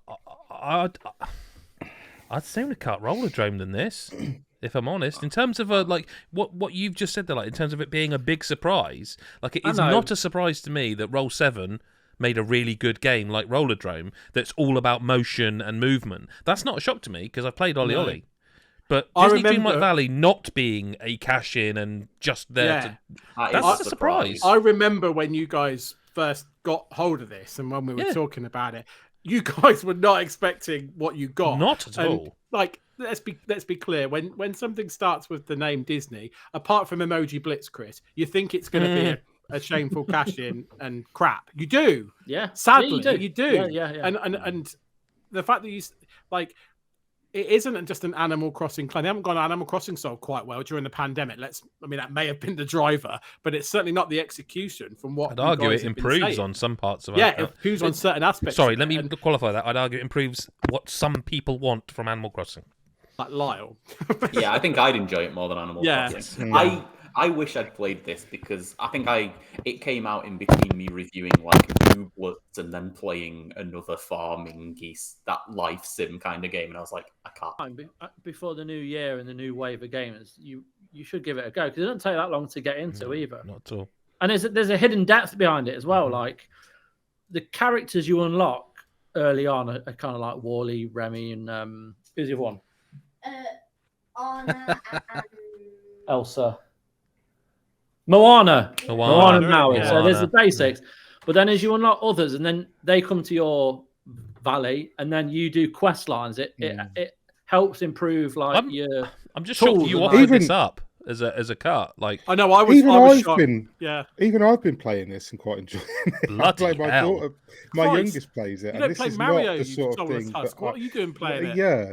And I honest to God, when you said about the cash-in, when I first saw them downloading it off Game Pass and I'd seen the review and I thought, gonna have to keep an eye on this. And then in minutes, I was like, it's over there. And you know when you just find yourself suddenly involved, and then so I genuinely like. I figured Rollerdrome was Chris's pick, but I'd far rather. My thought there was, I'm going to suggest it because it won't survive. And then as I carried on talking, like, what am I doing? Everyone's backing you. And also everyone else then chipped in and went, I don't want to cut this. Yeah, I could claim reverse psychology, but no. I think it doesn't go yet, at least. Let's say that. I think I'd go one further, but I won't say it. Yeah. No. I mentioned Rollerdrome. Yeah, you did, and I didn't like it very much. I think it's fantastic, but I just am not surprised by it in any way because I think that's what. To it. Yeah. Like the time I had with it, amazing game. One of the best games of the year. One of. Maybe. But yeah, it's surprise-wise. It's on the list to get to, but I haven't got it. I just don't think it's a huge surprise. Roll 7 made a game like that. I'd say I'm more surprised Ollie Ollie World didn't hit me, if you will, than Rollerdrome did. Discussion for another category. So Rollerdrome's a cut then, by the sounds of it. It's quite an easy one. Yeah, I'm happy to that. We kept the quarry. Hell Pie was one we sort of pre-discussed. We sort of looked at the, obviously there's a stage where you don't want the list to be 50 games, and it is one we sort of ummed and ah over including. And I really liked Hell Pie. I do not think it is going to make a top 5. I think it's unfortunately unlikely. It would easily make a top 5 for me. I just think the locomotion in that game, the movement in that game, swinging around in a 3D platformer, I don't think movement in a 3D platformer has ever been as satisfying as it is in Hell Pie, and that certainly surprised me. But like, even I can say, like, it's maybe not the biggest surprise that a indie 3D platformer ended up being really good. Like, do you know what I mean? It's kind of hard to. I don't know if I'd push it as. How would you feel if I were to say this statement? Okay, I'm not sure. I think we should cut Hell Pie. Mm-hmm. And I think we should lock Tinykin. I'd say cut Hellpie right now. Look, You son of a bitch. No, I think so. Hellpie, I had an awareness of. Mm-hmm. This is one of we've all got everyone's got their own sort of internal things they're surprised about, why they're surprised by them, what their personal criteria is, right? Hellpie, I remember you previewed it, and that was for me. It's on my radar. I'd have seen a trailer at some point anyway and gone, oh, that looks kind of cool. Tinykin I had not heard of. Yeah. Like, I just had not heard of it, and I played it, and I literally completed it, and I think in less than a week on Steam Deck from start to finish. It's really fast. I was like, this is wonderful. Just a joyous... It reminded me of the things I said about Super Mario Odyssey when that was on the lists. I remember when I was on the podcast when you did the preview or early access, whichever one it was. That's right. Your early impressions of it. Demo. It was a demo, I think. Yeah, the demo. And you were telling us this random story about, like, you know, you've got to appease these people and all that. Pikmin and you were was walking thrown around in the there. bedroom, and I was like, this sounds utter shite. It's one of those Lyle things, and you're just like, okay, you mate, it's that, yeah, whatever. And then you play it, and it's just, it is one of the. I had a personal issue where the game flipping crashed on me, so I couldn't play it. Like, it literally froze. I had to uninstall and reinstall the game. And so I didn't play it for a bit, and I got the itch, the withdrawal itch from it. I'm like, no, but this should be the time where I'm playing more Tinykin. And so I would have been like you, Adam. I would have finished it all in one go if I hadn't had the freezing thing. It was a really nice surprise for me. Of all the indies on this list, if one makes it, for me, it has to be Tinykin. Like, that game is just joy incarnate. Yeah. I was never going to fight as hard for something like Hellpie as I was for Tinykin. I just think Tinykin's just special. Like Chris has mentioned it. I know, Chris Hyde, I know you played Hellpie. It didn't really hit you in the same way it did me and Lyle. It's a list made up of 5 people's opinions, and to be honest with the platforming and the locomotion, I do agree with what Lyle said, but I also would say it actually surprises me more that people get it so fucking wrong half the time. Like, the examples are there. The examples of how to do it exist. Why so many get it wrong. So it was a nice surprise that someone got it right with Hellpie, but it's also more of a surprise that more don't. But I would just say that we can only have 5 games, and it's almost like the ripping the Band-Aid thing at this point. It's not going to make that list. In the interest of fairness, because I know where this is going to go, right?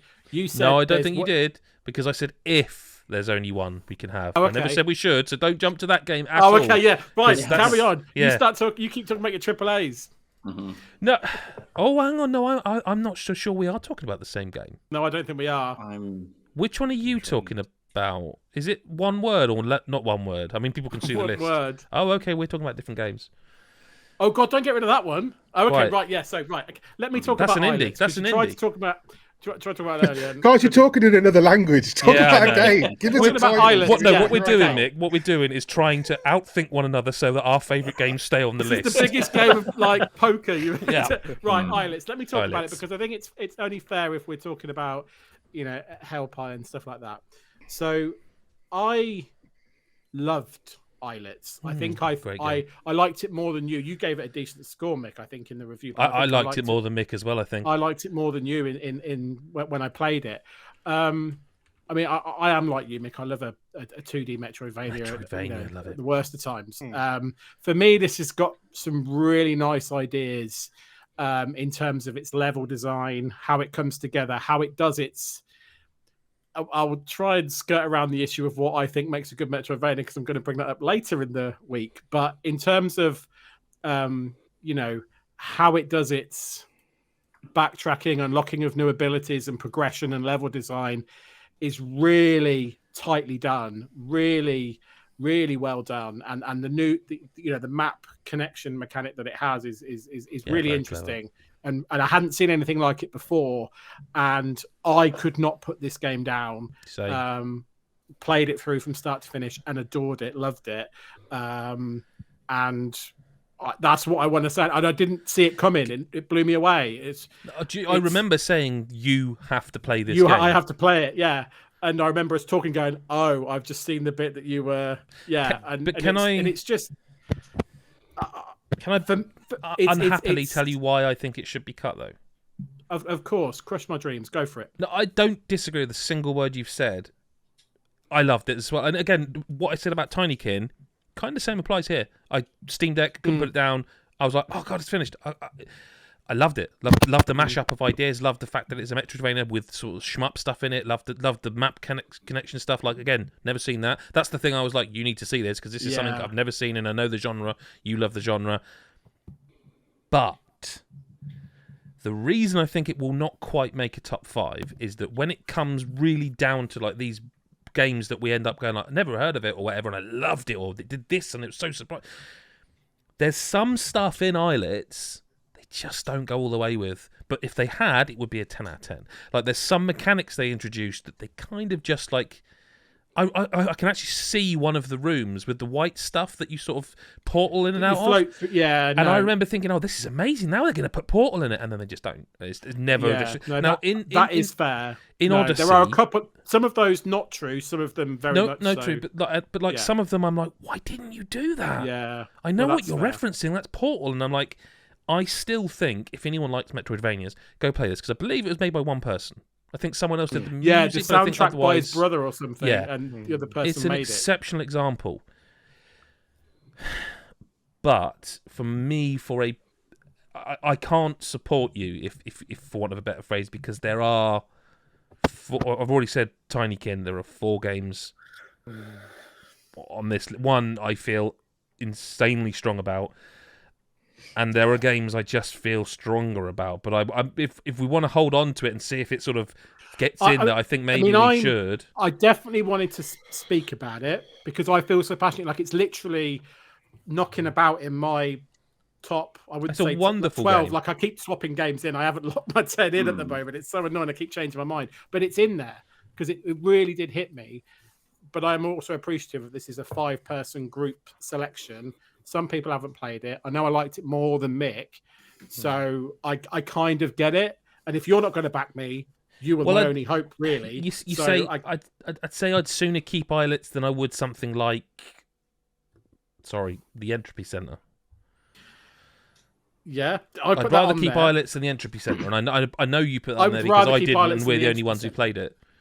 Yeah. So for me, I think the Entropy Center, I did just want to. For me, that is one of those call-out games. That was not going to make the top 5, so let's do that now. I think you know this, and I said it in my review. You play this game, you get Portal vibes from the off. That's literally you can can't tell not. That's what it's. Yeah. But what I like about this, and whenever you say, "Oh, it's a game like Portal," you're like, "Yeah, but it's going to be shit. It's not going to be Portal." I agree. Like, it's not like it's and this game isn't Portal. Like, there's not portals. Like, it's time based. That's what it's all about, rewinding stuff.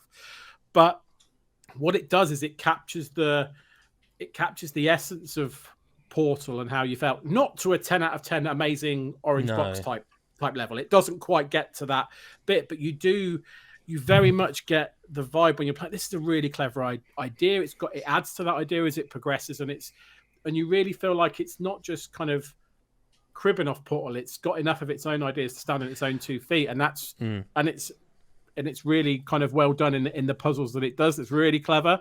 I will just say that I think, again, it sounds weird to keep saying I agree, but let's cut it. I do agree, but I think it gets that side of the Portalness right. I think it gets the story side of the Portalness. It doesn't get that right. Like the collectibles, the emails. The collectibles are a bit weak. I feel like they could have not had them, and it would have been fine. Yeah, you wouldn't have missed it. It is the puzzles and the overall feel of it. You do feel like it's one of those games, and it's good and it's done really well. And it's a really good game. And often with that, you just think, oh, it's just going to be a. You can tell that's the influence. It's going to feel nowhere near as good, and it does at times. You go, this is really clever. So I knew it was never going to be a top 5, but I wanted to give it its moment because of how it surprised me that it was as good as it was. Okay, but you're happy for me for now to push the button. Yeah, but over Islets, yeah, definitely. Let's just quickly highlight these and see. We have 11. Oh, jeez. Well, not halfway yet.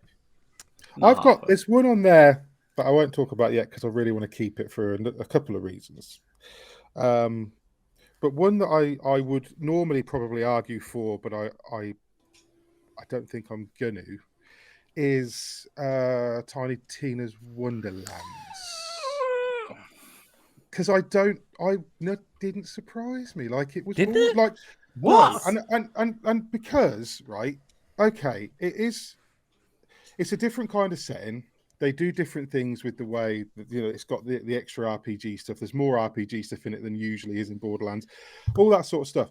In terms of the content, the atmosphere, the way the story plays out, the characters, in all that stuff, as much as I loved it and I played it a lot and I scored it really highly, and it's I really, really like it.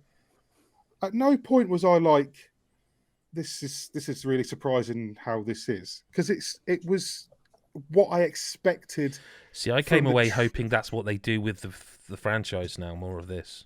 Yeah, and I do agree that, but that doesn't count as a surprise to me. It does to me, because I thought initially this was like look, we're not ready to do a Borderlands 4, so we're going to put this shit out the door. You'll all lap it up, and fuck it, we'll bank that. And to me, I was like, oh, that's not what they've done at all. This is brilliant, and like this is one of the best co-op games. I really just wasn't surprised by it. I didn't.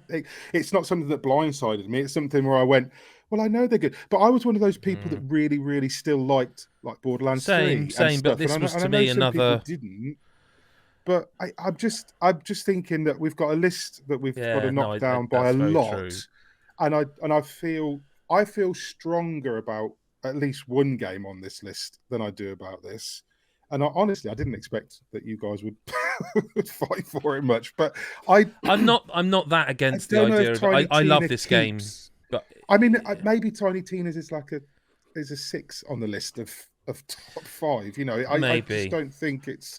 There are other games I'd want to talk about before we cut it. Yeah, but the other thing as well is you've got to remember now that you guys have been very, very strong on Tinykin, very, very strong on Islets, The Quarry. I mean, that's 3 out of the 5 already, and we've got a lot to cut. Oh, mate, you're really strong on Quarry's never making it. Come on. Now we're 4. Just being nice to me. They're all my ones are getting cut. All right, fine. Let me offer up a cut then. That I think we'll get no objections from anyone, and it will be simple, and we'll be down to 10, leaving halfway there. As much as I was surprised by it, Kirby and the Forgotten Land is not a shock to me that Nintendo made a good game. While I have never liked Kirby as much as everyone else, Nintendo, let's face it, have been one of the sort of consistent ones recently. And so it isn't a shock to me that this is a very good game. I did find it surprising because I liked it, but that's not this list. So I don't think I think some people have played it, but I don't think it's making a list of 5. No, it's not. And I liked it. No, you're right. I liked it, and it's good that Kirby's good. But Nintendo have been on a hot streak for but that's exactly for me. That's as far as it goes. Like it's a very good game. I enjoyed what I played, but it would have to be like, oh my god, this game is like insane for it to be the nicest surprise, and it isn't that good. No, it's I really like that game, and I appreciate the difficulty they get towards the end, and the challenges and how tough some of them are. I really, really appreciate that, but. I'm the only one who doesn't like Kirby games, so so unless anyone says anything else, bye, pink friend. Mm-hmm. There's one game here. Yes, there's 10, but go on. Well, there is 10, but there's only one that I don't know why it needs to stay here, and that's Evil West. Mm-hmm. What can you tell me about Evil West? Evil West is the one that I was prepared to fight for. I'll tell you what it is. So Evil West is from Flying Wild Hog, which are famous for, I think, really only Shadow Warrior, the Shadow Warrior games. Shadow Warrior 1 was a remake of an old game, or a complete reboot, reimagining, whatever, of an older game. And it was great. And then Shadow Warrior 2 did wonderful things with the franchise, added so much stuff to it. And then Shadow Warrior 3, which was also this year, tiled everything back, like really frustratingly so. Like they removed almost everything out of that game and just left like a pretty straightforward 5-hour, that's how long it took, shooter. It was just a shooter. It was just a box shooter, like a million other things released this year. So when I first started to see the trailers and the press for Evil West, and it was by Flying Wild Hog, and I thought, it's just going to be that again. It's just going to be 5. It's going to be Shadow Warrior, but it's going to be in a Wild West setting or whatever. So I didn't expect how fucking great they made Evil West. Like, and I'm not even saying that like, oh, I thought it was going to be shit, then it wasn't. I mean, there's so much in that game. Like, for a start, they could have so easily just gone, we're doing open world and you can go to this place and here's an icon and it's not. And it shows so much restraint on behalf of a developer like Flying Wild Hog. Because if you play Shadow Warrior 2, they did do the open world, well, sort of semi-open world. They did throw loads of stuff at it. Some of it stuck, some of it didn't. I really feel like 90% of stuff that they put into Evil West really sticks. Like, the voice acting is really good and you don't expect it to be. The writing and the story is really good, and I didn't expect it to be. I honestly thought, even after I saw the overview trailers and I thought, I know what I'm getting now, I thought I'm going to go into this and I'm going to enjoy it for 5 or 6 hours and it's going to be done. It's fucking superb. And I thought it'd be one of those games that they make it look good in a trailer and then you play it and you're like, oh, this doesn't feel like that trailer at all. Yeah, it does. It's not. It does feel like that trailer. It's really not. And the other thing as well is that, like I said about restraint, like, it's a 12-hour game, but it's fucking packed to the gills. Like, there's collectibles, but not just for the sake of it. You know, there's upgrades that you can get. There's and it feels like, and this was probably the biggest surprise, and Adam, I know, will agree. How can you take a game that's set in the Old West by a developer like Flying Wild Hog and make it feel like you're playing a God of War? I mean, the biggest compliment I can pay it is that I kept forgetting it was Flying Wild Hog, and I kept thinking, oh, this is by the Bulletstorm guys. Well, do you know what I mean? I kept thinking this is like, oh, this is a third-person Bulletstorm. They and then you told me, no, it's not them. So, isn't it? It really feels like the sort of game they make. That kind of creative, the creativity behind the combat, the weapons. The way they use guns, actually, I know that sounds stupid because it's like, well, you point it and shoot it. It's like, no, you don't. You don't actually. You can different. With one of them, but like the shotgun is like you just press a face button. It's like a combo, part of a combo. It's all about. It's kind of like if God of War went more in the Devil May Cry direction with the combat because it's more combo. That's exactly it. It's a strong choice for surprise. Little things in the combat, like, you know, if you tap the trigger, you use the pistol, and then you can either hold it or you can fan it, and that's all on one trigger. There's no hold this, hold. Then if you hold the left trigger, he gets his rifle out straight away, and it's a rifle gun. If you press X, it's a shotgun. Later on, you unlock a flamethrower and a minigun and a crossbow, and they're all on. Just press right, he gets the minigun out, and you use it until you move or until you press up, and then you get the crossbow out. There's all this stuff is packed into, and they don't use a weapon wheel. There's nothing that breaks the pace of the combat in this game. And how it's challenging too. So much of it is challenging. But what reminded me so much of something like God of War Ragnarok is the way you get into those arenas in Ragnarok, and that's because that's what a lot of the combat areas are. They feel like arenas. You're in an area. For the most part, you kill everything, you move on. It's quite structured in that way for most of the game, which is not a criticism. I love it. Evil West does that, and it feels the same. Like, you're not just like, it's a shooter. You think, I'm just going to go down corridors, I'm going to shoot him, and then he's going to pop up behind the box and shoot him. It's not like that. They drop you in an arena and they go, and by the end of the game, you're carrying literally an arsenal on your back. You've got everything that you carry. There's no like hidden pockets where he pulls them out. He's fucking got it all on his back. He's got like 9 guns on his shoulders and all this stuff. And every time you push them, he whips one out. And the movement and the combat, it was absolutely surprising to me. It was so out of left field, I guess. It just, for me, I thought, and I play a lot of shooters. As you guys know, I play hundreds of shooters. It's really interesting to me you call it a shooter, because I think of it more of as a melee-based game. Well, actually, yeah, because the melee stuff is fucking either or, really, I suppose. Yeah, but I mean, there is though, isn't there? Because if you're not using guns, you've also got the melee and the juggling and the area. Well, it's got DOTs and Mortal Kombat. Get over here! It's got that move, and then you just leather the shit out of them with your. Yeah, and then it's got finishers, and you've got lightning powers, and you've got all this stuff, and it's packed it all in. Boss fights. Yeah, I just think, and so it's got some really good boss fights as well. Like, really it's the closest game to God of War in terms of mechanically. I do, and I think, and not even just speaking about this, like our little group or the score I gave it in a review. I think like if you read a lot of the stuff around Evil West, it surprised a lot of people. A lot of people were like, I wasn't expecting that, and I think I called it like, the most surprise. I think I called it the most surprising game of the year in my review, which kind of says it all, because it genuinely was for me like, holy shit. And I mean, I was talking to Adam like we do quite often, and when we're talking about games, because we're playing them, for review and pre-release. And every 5 minutes, I was getting a message from him, he was getting one from me saying, have you got to this bit yet? Have you seen this bit? And I think that in itself speaks volumes about this. And I'm not saying this is the game to convert you if you're not into action games. You're not. No. It's not that. But that's too complicated. In terms of what it is, it really blew me away. And the fact that it's by Flying Wild Hog, and they really did kind of disappoint me a bit earlier in the year with Shadow Warrior 3. So yeah, that's why I would really like to see it stay somewhere. Well, what in the top 5 of nicest surprises? What are we cutting here? Because we still have at least five games, I think. I'm not saying we cut Pokemon, but what's surprising about it other than the crafting? Genuine question. Ooh, it's good. Lots. All right, better than everything else, because we're never going to cut anything, are we? Yeah, I would say it's the fact that. Yeah, I would actually say it is probably my number one. I'll just there you go. There's two on the trot where I've just gone on name of the colours of the flag.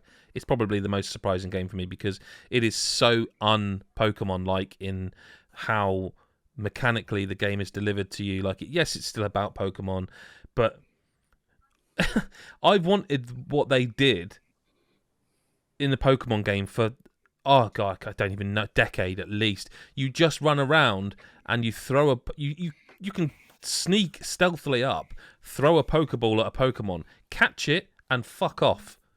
There's no battle that has to take place. Sometimes you will if they're strong, but even the way they handled the Pokedex stuff, like it made me want to catch all the Pokemon again for the first time in probably a decade. Like, it is so upsetting to me that they didn't take more lessons from Arceus into Scarlet and Violet and instead just went back to making that game again with some bits and bobs from other games. It is so upsetting to me that I don't think they're going to pay any attention to the fact that Arceus got like massive scores and Scarlet and Violet got middling comparatively for the series like that. It is so depressing to know that they will take the wrong lessons, because the lesson they will learn from this year's Pokemon games, because there's 2 of them, is Scarlet and Violet's broke records. Yeah, that's the lesson they'll take away, and it kills me because everything about Legends Arceus is like it's different it's a fucking different game for a change. Like it's interesting, and it's like you don't just go, yeah, I'm buttoning through all this because I want to get to the end game and do all the collecting. It's like it's actually got stuff in it. You're playing it and going like, this is a Pokemon game. I can't believe what's happening. I'm able to just exist in a world that's kind of like got the Breath of the Wild arty sort of overlay on it, and just go around catching random Pokemon. And it's like, you don't let me do this. I have to don't have to run around in some tall grass for a random encounter to happen and hope it's a shiny. Oh no, you mean I can actually see it's a shiny? Wow. Cool, I'm not wasting my time. It's so respectful of your time, that game. It blew me away when I played it. Absolutely floored me. So it really is really streamlined. Like, even just stuff like for the whole crafting stuff, how you can just like, you'll have your Pokemon and you just throw it over there, go collect me something, go get something over there. You're not you don't have to hang around. You don't have to go to a shop. You don't have to go back to a shop and go, oh, I need to buy some Pokeballs because fucking Knob Chops here can't just pick up some bits and pieces and craft them with his crafting set. And they went back on that again in Scarlet and Violet, where you got, I need Pokeballs. Pokemon then. What, Knob Chops? What of the matchup? What about those? So, like, because we've got 10 here that we could just rearrange and go, there's a top 10. Surprises. No. So, like, I mean, we haven't talked about Theofield. To be fair, I cut across Lyle there. I think he had some stuff to say about Pokemon. Oh, sorry. No, it's my fault. Pokemon's my number one. He said a lot of good stuff. Like, in a franchise that doesn't take risks, Because just why lock all bother? of our number ones? There's 5 of We us. might have to. But But that's with my number one. That's Pokemon, your number one. Pokemon's a series that doesn't take risks because why do they? But they don't have to bother because like before reviews for Scarlet and Violet come out, they'd already broken pre-order records in Japan. They don't have to take risks, and for Legends Arceus to be so different is a risk, and I just surprised by that. What haven't we talked about? Nobody Saves the World, Dio Field, and Midnight Suns. Marvel and Dio Field. Right, fuck it, I'm doing this. Nobody Saves the World has to be cut. It's not a shock to me at all that developer made an awesome game. Not even close to a shock. They're one of my favourite indie devs. Every game they've made. Who developed it? Sorry. It's the Guacamole folks. Drinkbox. Oh, well, fuck me. Yeah, okay. Like it is not. It's not even a remote shock to me that game was fantastic because they have not missed yet.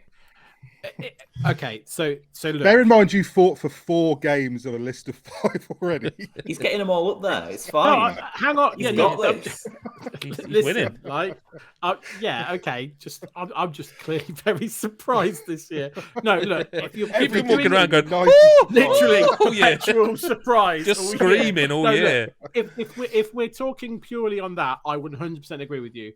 I was all over in terms of interest on this game. I didn't really know much about it, but in terms of interest, I love the Guacamole games. They're brilliant. I would go one further. I'd say if someone says to me, "Hey, Drinkbox are making a new game," I go, "Cool, I'm in." Yeah, no, 100%. No, I was with you. Christ, a year ago in December. I know when it was last December we were playing this. So I completely agree.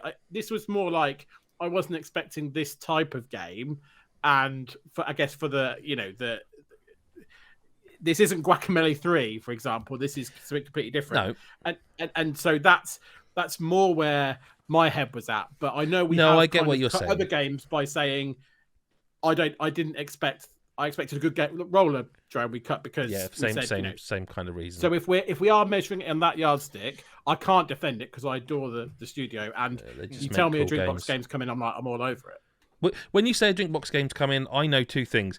It's going to look great. They just do great art, and I know it's going to importantly play really, really responsively and well. And it'll probably make you chuckle as well.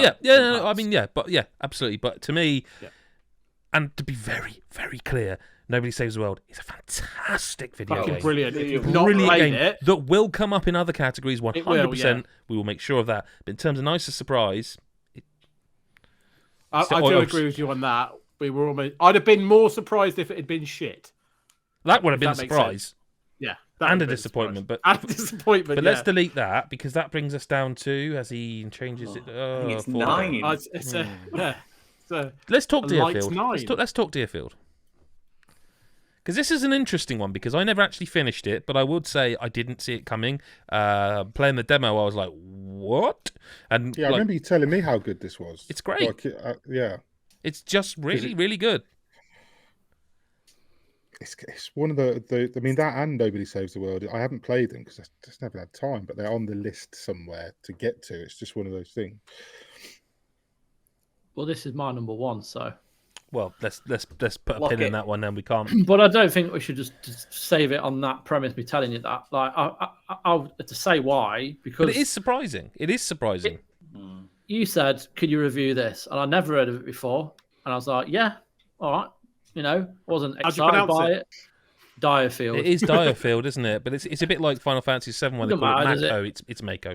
But like, it's surprising in the way it does everything. Like certain tropes in JRPGs and that become too familiar, and like simple things. Just forgetting the combat for a minute, which is quite possibly one of the best combat systems in a JRPG, is the leveling up.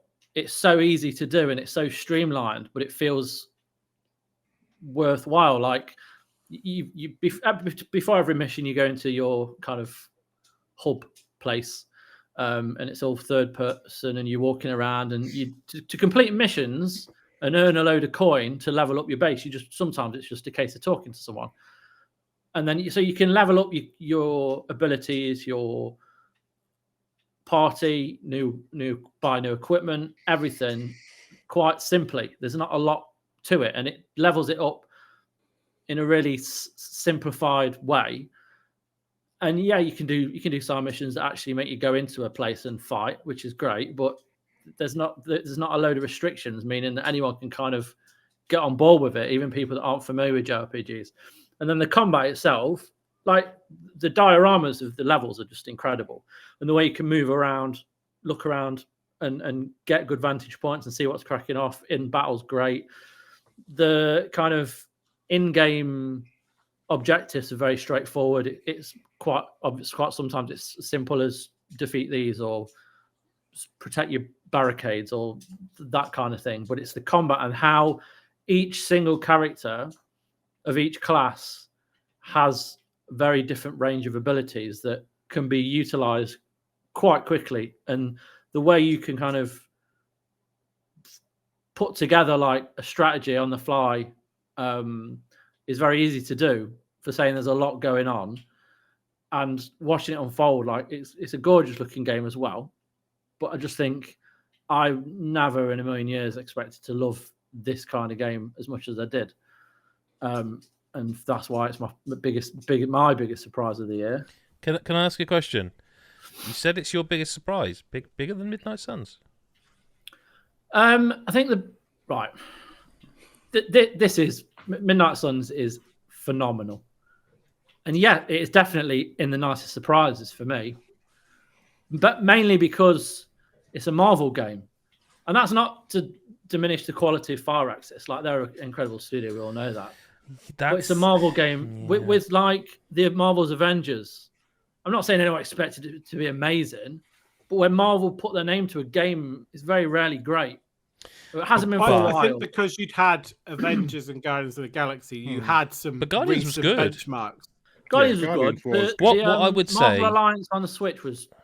Yeah, but my vibe is you guys think this is the best one of the three.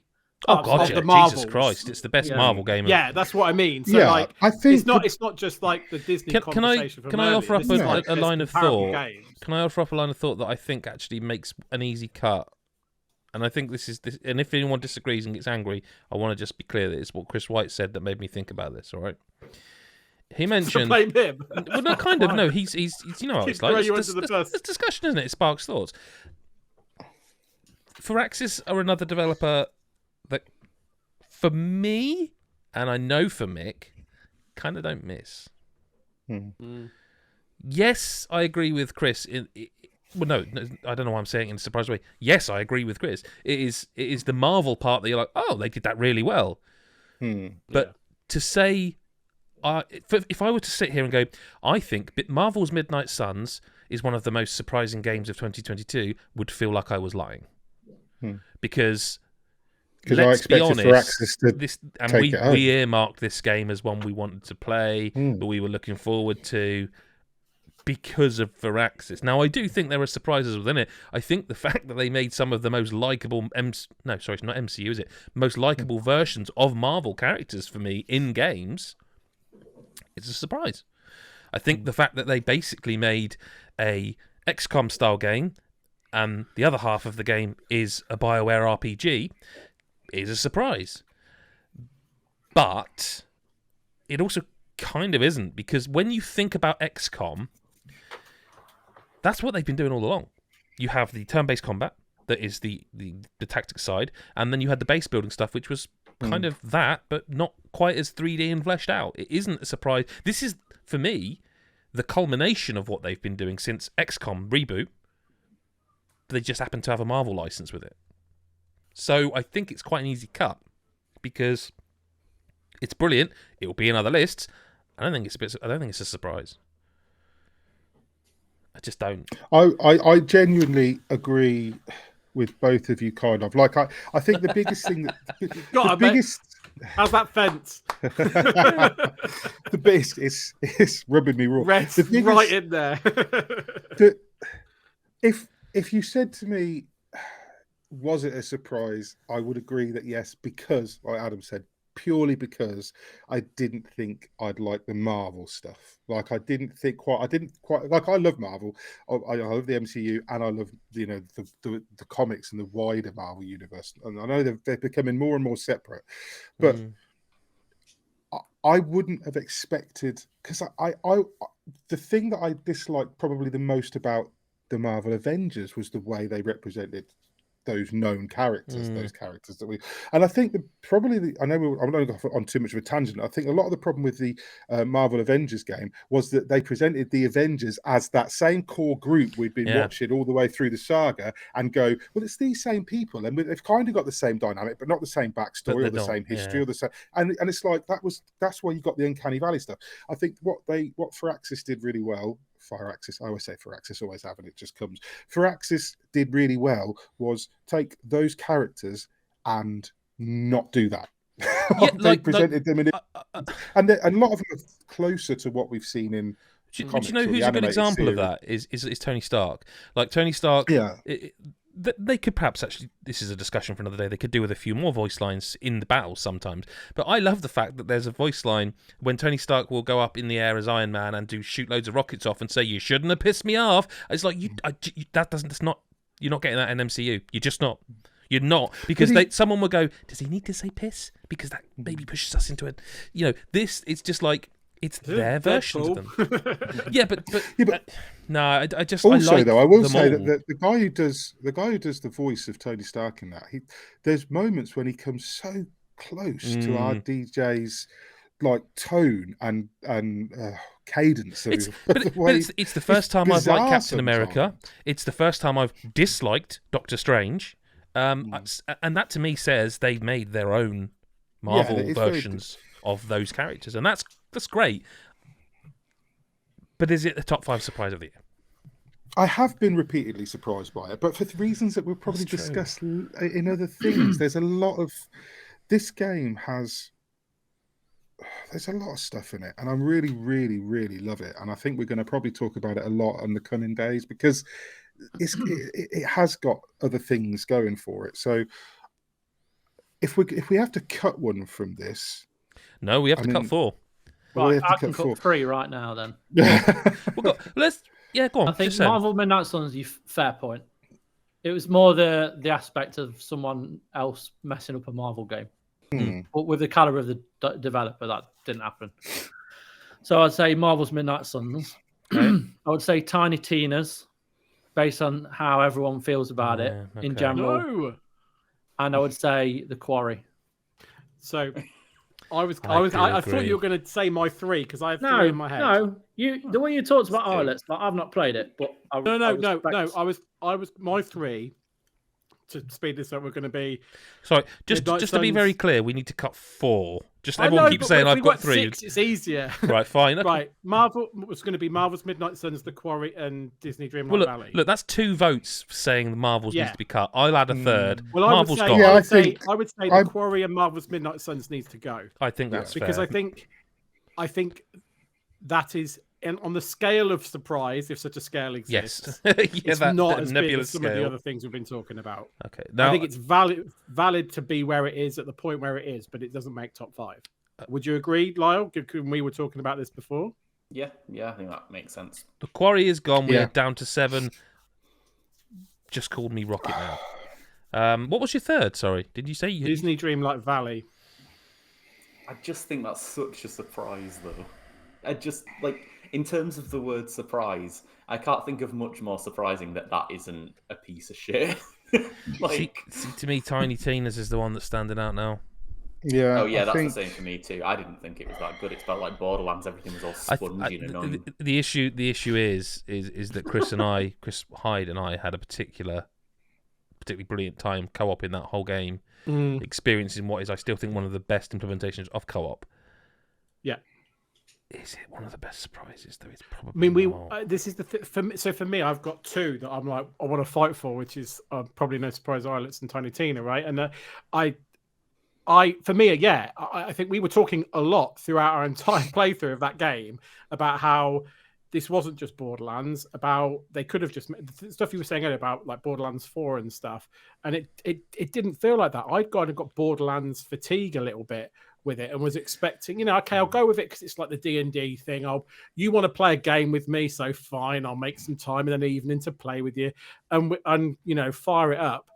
And we just kept we smashed this together, constantly wanting to play it over nothing else.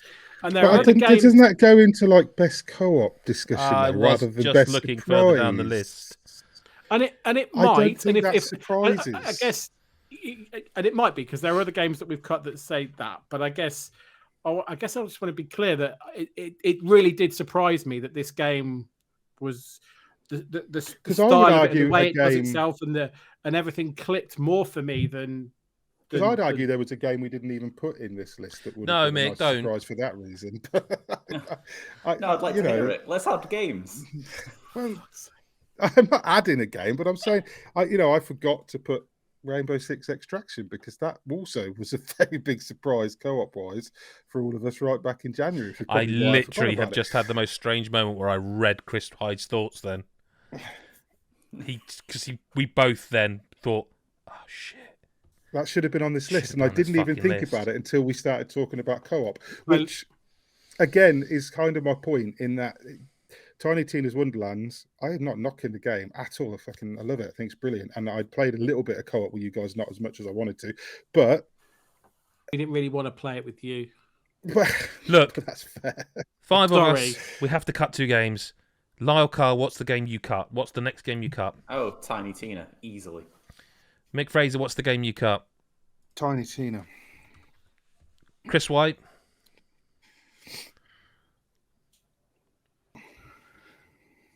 Tiny Tina. Chris Hyde? Disney Dreamlight Valley is next for me of these. I mean, there's no point in me even voting, is there? There wasn't much point in me voting mathematically, but you made me go through it. Goodbye, Tony. Just hurt him. Goodbye, Tony Tina. I mean... Right, are we adding Rainbow Six? Come on, let's do it. We can't add. We're here all night. They keep popping I think we have to add it. Do you think? I really do. It should have been there, really. It should be in the top 5. That game blew me away. When you were halfway through an argument, like I was, and I said like, "Oh, I play this game over," and then I suddenly thought, "Fuck, Rainbow Six Extraction." I was like, "Oh shit!" So I'll be honest. With all 3 of us have suddenly thought of that. I do think we need to talk about it, and whether it sits here or somewhere else, but I do think we need to talk about it. And I think we cannot include it on the basis that ultimately it is very similar to Siege. Therefore, mechanically, stylistically, not that surprising. The surprise element is that we enjoyed it. And I think it will probably come up it's somewhere definitely later, even if it's just at a discussion in another category, I think we can sidestep that worry by just saying that and not. And we will talk about that. I think looking at the list tomorrow's. I think for multiplayer discussions. Chris Hyde, what game would you cut next? Disney Dreamlight Valley. I feel like I'm in like fucking deja vu. Could you imagine if I just went fuck it, Evil West, and just Lyle. God, it's a tough one now, isn't it? It's pretty rough. I think I'm going to say, and I feel bad because he's not having the best time, but I think Islets is the one that, out of all the discussions, it's not quite convinced me. Mick? I don't know. I don't want to say come back to me. It's either I can come back to it, but it's... Yeah, but I don't want to. It won't be very long. I mean, it'll be about 30 seconds from now. So it's I know. Yeah, exactly. You might be staying not on fire for a few more seconds, but ultimately, you will be catching fire. Okay. I haven't played. I could be really tactical here and say I haven't played Tinykin, but there's not much point voting that's going out because it's someone's. Islets is the one that I played it, I reviewed it, I liked it. But I might have had a bit of Metroidvania fatigue at the time because I've played so many Metroidvania games this year. That happens. I liked it a lot. Didn't surprise me really in any way. Like I thought this is really nice. It was a bit twee for me, which I said before because it is a bit twee for me. But I don't want to be mean to Chris because he's I'll do it. He could have quite easily stabbed Evil West in the back then, but he didn't. And so it's not personal. I think just to be really clear, like, and this might go a certain way and whatever, right? It is what it is because it's a site site vote, and we're a democracy. Like it's my, like that's my one now, and I don't feel like Disney Dreamlight Valley is Chris's one, and that's why I was like, well, at least then our top 5 of the site is like what our most biggest surprises are. I was going to ask a question related to that, so I was going to say, well, let's do it anyway. Chris White, what would be your pick next? You know what? Hang on, no. I will change one before Chris votes to Tinykin because I have not played it. I have not played it. And being fair, right, Evil West, change mine. No. I'm fucking winning here. Yes, I'm not being personal. I genuinely. How can I vote for it as a nicer surprise if I haven't seen it? No, you're right. Your failings should affect this list. Chris White, what's To be fair, I've only played 2 of the games on there. 3 of the games. No, come on, hang on. Chris White, your turn. Come on. And then I've got a question for you. For me? Yeah. Oh yeah, baby. Oh yeah. Barry White's in the room. One Doombar. Talked with passion about the Direfield Chronicle. And Chris talked with passion for Islets, right? I enjoyed Disney Dreamlight Valley a lot. But I think I would cut that. Oh, okay. Well, sort of makes my question moot, really. I was going to ask you if you could choose, seeing as you've gone around the room and I'm the last one to vote on this round, if you could choose for me to vote for Direfield or Disney, what would you choose? Because they're the two. They're the two I would cut. I would choose if I had to keep Direfield. So for me, then I would. And the truth is, Disney would be my vote. I liked Disney a lot, but I think Disney's gone. And we talked about cutting it at the start. It almost made it. I thought it was gonna. He almost knew it was number 6 with when he said it. Yeah, he actually did. He's psychic. He did. Well, we got to put an order now. This is going to be really difficult. I think this is everyone's number ones like, on which here, isn't person it? do we like the most? Okay. Who's the most popular? I'm getting shit from my daughter here. Literally, she just stood and argued with me. Well, tell her she's getting too early access, and that if she wants early access, she should be a Patreon. Yeah, it's not her podcast. All right. We can't even do a vote here because everyone's got their own game in the. I will accept that Pokemon Legends is not number 1.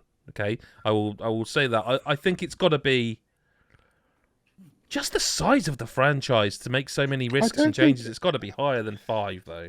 I don't think anyone but Adam has played all the games, though, have they?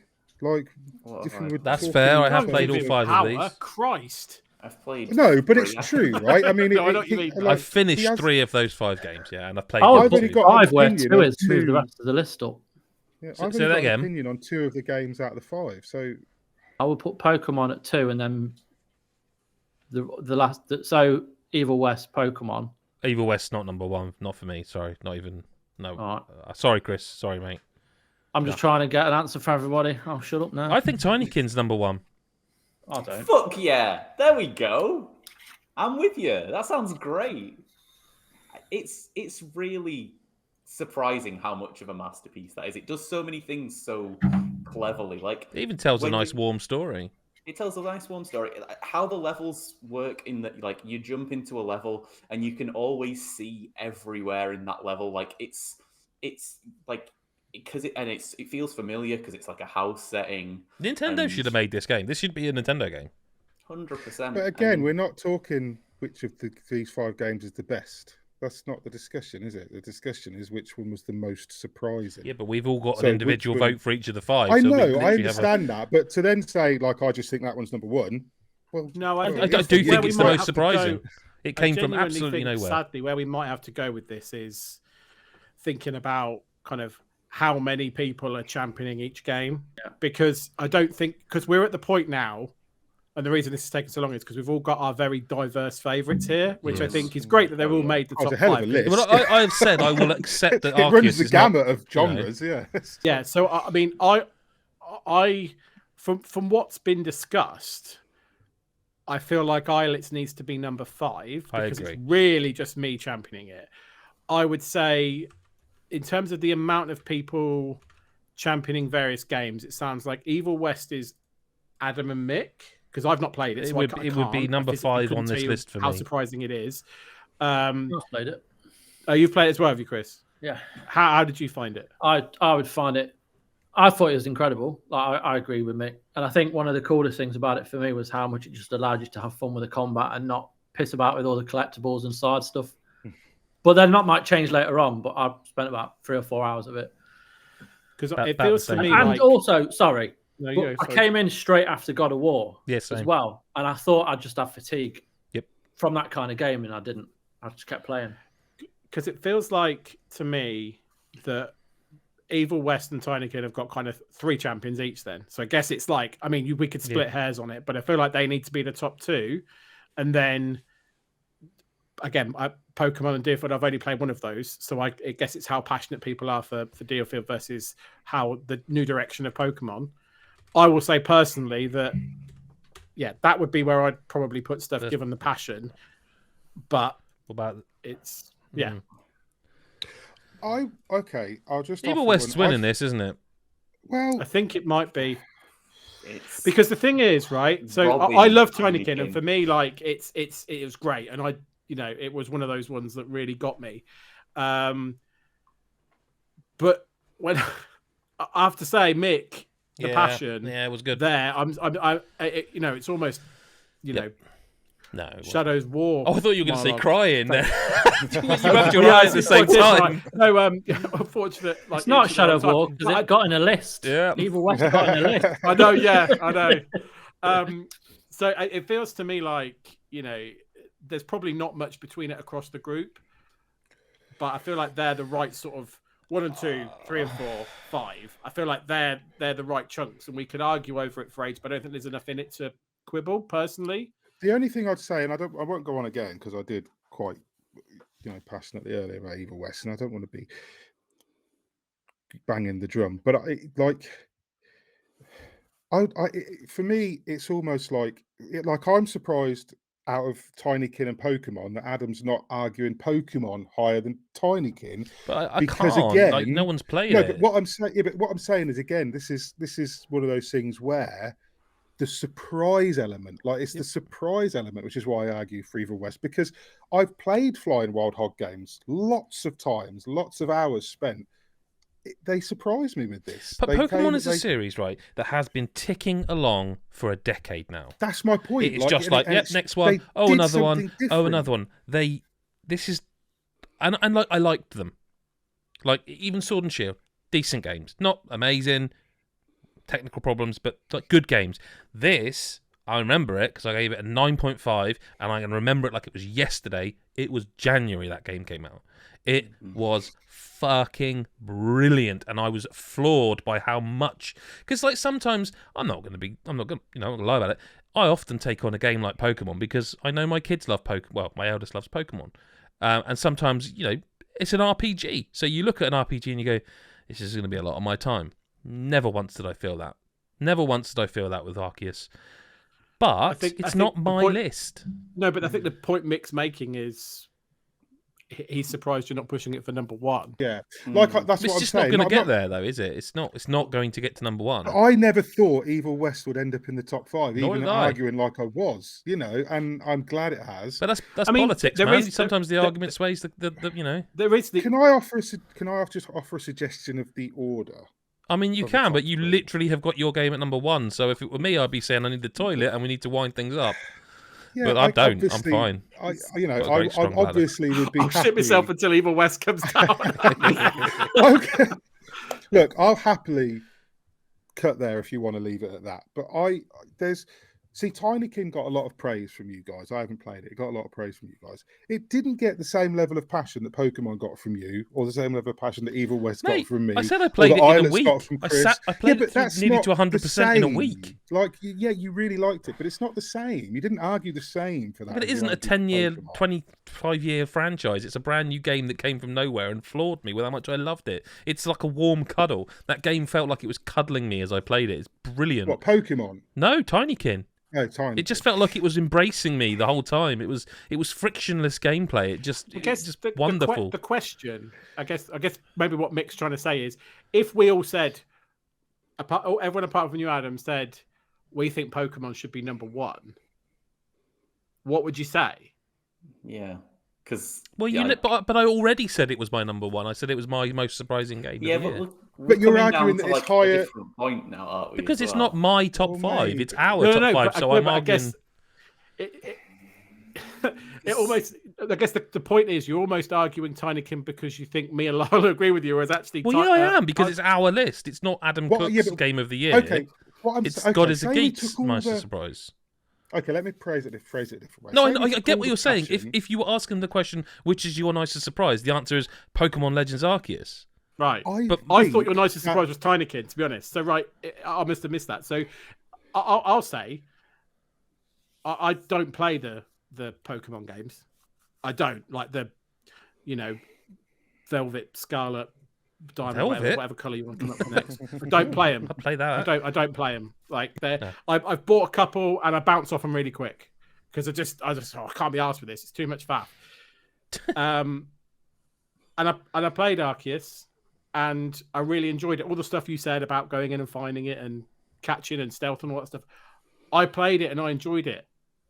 That's surprising because I fucking bounce off Pokemon. You see, that's your opinion. For me, when I look at, and obviously I can't go into too much detail at this juncture on day 1, but when I look at my list of what I've got currently in my top 10, the phrase I used for Tinykin is a phrase I would use also for Pokemon Legends Arceus.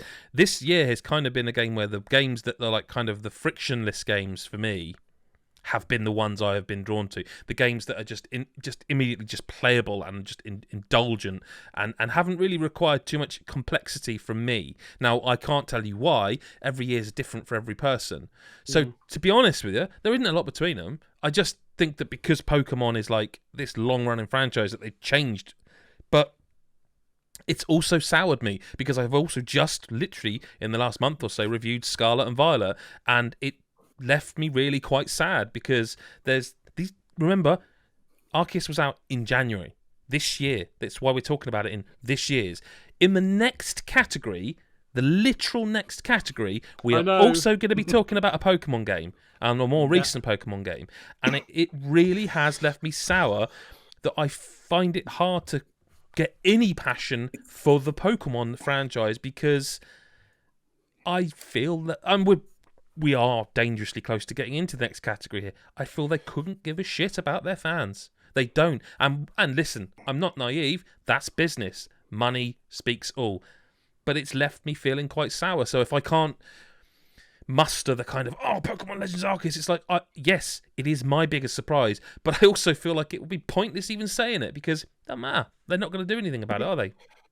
But also, on that vein, it's like voting Labour. You can vote Labour every year, never fucking get into it. It's like a Green Party vote. It's like when you're younger and you vote Green Party all the time. You know they're not going to get in, but you vote for them anyway. And it's that kind of thing. Like, I could vote for Pokemon and say I think it's the most surprising game of the year, and in many ways it is. It just feels hollow. It would feel like a really hollow victory to me. Well, in that case, then, is the list not done? Yeah, you're the one who was arguing it wasn't. No, it was your game. It's just checking because it obviously was. It fell into this list rather than just going, right, this is definitely the ranking. Look, the point I'm making is that I could have just gone whatever, call it then, but I heard a lot of genuine passion in your voice, particularly for Pokemon Legends Arceus earlier. That's my point. Like, and it is a group discussion. We have to agree to a certain extent. So I'm not saying, I'll cut mine then. I'm not doing that. I'm saying I heard something in your voice that was different to how. I mean, look, if we want to really get granular, I'd say that I think Islet should be above Deerfield. So. Why are you shitting on my game? I'm not shitting on your game. It's just you're the only one who's like. That's all it is. Again, if we're talking in terms of passion heard, Chris, myself, both spoke about Islets incredibly highly. Deerfield, fuck. But I think unless anyone has anything strong to say, then I think the list is the list. There, it's done. I mean, I think Chris Hyde might like the idea that you just proposed first. But I think the question here is not between 4 and 5. I don't think we should spend time on that, to be honest. I'm pleased it's made the list, and whether you put it in 4 or 5, I won't gain or lose sleep over it. But I think, are we all happy with what's at number 1? Because ultimately, like, what wins the the award. And if Really? I find it hard because I'm basing it on other people. I have not played that. I've played Tinykin, I've played Pokemon. I don't think we could all 5 of us be happy about any single game there being at number 1. If you'd have put Evil West at 5, I probably wouldn't have. I'd have just gone, well, no one else wants to back it. But the fact that Chris, and Chris did would make everyone happy. I think it's Tiny. I still think it's Tinykin. I think the nicest that just conjures images for me. But okay, right. Okay. Look, if you swap Tinykin and Evil West, I'm not going to lose any sleep. I won't lose any sleep. I can't argue about Tinykin. I haven't played it. And I haven't played Pokemon and Dio Field either. But if we're talking in terms of the level of passion that we've brought to these 5, Lyle also, I think Tinykin is Lyle's number 1. It's my number 1, yeah. Right. So if it's his number 1 and your number 1 and the others, we've only got 1 vote each, that kind of suggests that Tinykin goes above Evil West, right? And I'm not even going. Chris said it was his number 1 as well. I mean, ultimately, I wasn't going to get to it, but ultimately, you get to decide between Tinykin and Evil West, Adam, because you're aware who's played what. That's always what's going to happen. Yeah. I think Tinykin's a more surprising game. And that's fine. And I probably will be surprised with it when I play it, but I haven't. So I have to fight for the one that this is what the discussion is. So how do people feel about the list now as it stands then? I feel like Mr. White's leaning in for a really thoughtful point. No, I ain't got it in me to argue it. No, what you've got in you, mate, is a bottle of rum. I'm happy with this personally. I love this game, and it surprised me. So yeah, I know Lyle feels the same, so I'm happy. Yeah, I'll definitely take this list for sure. I think Tinykin just completely blew me away with its boundless positivity, its ease of play, and frictionless is a good term. It's been that's what it's been this year for me a lot of the time. So that and Pokemon would be 2 of the. It's not a surprise, but I'd put like Ragnarok in that as well. In that it's just imminently playable. And I feel like as I get older and older, I'm drawn more towards games that are not so much arcade sort of games, but just in terms of how arcades were designed to be. You walk up to it and you just play it. Do you know what I mean? Like, I feel like I'm getting more drawn towards that. Look, long story short, are we locking that? Is that the list? Yes. Chris White? Yeah. In 5th place, Islets. In 4th place, the Dio Field Chronicle. In 3rd place, Pokemon Legends Arceus. 2nd place, Evil West. And the nicest surprise of 2022 is Tinykin. Congratulations, Tinykin. Well, after all that positivity... Yeah. So it's time to... I mean, we just kind of sounded a bit unhappy with the end of that, but it's time to talk about the biggest disappointments. I wonder if anyone can remember what last year's was, because I think it stands out still. It was a sports game. eFootball. eFootball. Grand Theft Auto Trilogy Definitive Edition and Balan Wonderworld. Get me in the mood. Get me in the mood. What was the third one? Balan Wonderworld. Oh, God. Yeah. What a shit show. I'm surprised how short this list is, because there were loads of stuff. It's a shorter list than usual. I play an incredible amount of games over a year, though, so there are a lot of shit ones. I will say it's a short list, but I also think there's quite a few cuts that are going to be quite simple. So let's just... The list... I've got 2. Sorry. I better read them out first. I suppose. Nominations for biggest disappointment are Dying Light 2, Stay Human, Ollie Ollie World, Saints Row, Sifu, Babylon's Fall, Shadow Warrior 3, Pokemon Scarlet and Violet, Evil Dead the Game, the Overwatch 2 launch, and Gotham Knights. There you go. An immediate cut from that list. Yeah, I think I know what you're going to say as well. Go on, just say it. I don't think you are. I don't think you do. I think because I'm going to say Dying Light 2. Okay, no, I didn't. I don't think was the biggest disappointment of the year. No, by I think a long that's fair, especially on that list. Yeah, no, I agree. I think we do need to say that a game that we used to mock like the most anticipated thing was the Dying Light 2 award. We waited a long time for that game, but it wasn't like. I don't think it quite lived up to the hype, and there's a lot of things we could say about it. I think they it was They just fucked fine. a lot of stuff. Yeah, they fucked a lot of it's stuff up. The not pacing biggest wasn't great. You know, that sort of stuff. I don't think they did a very good job of that. But I think if I'm looking at this list, Yeah, But do you it's remember the nowhere near trailers where they talked about the morality and how there's a whole game you wouldn't even sit, and I know that's in there, but it's just infinitely less exciting and interesting than they sold it as. That is one Yes, of the it's things technically true. Technically true, but not really. You can choose who gets the water. Yeah. And I was You can disappointed choose by it. zip lines or guns or whatever it is.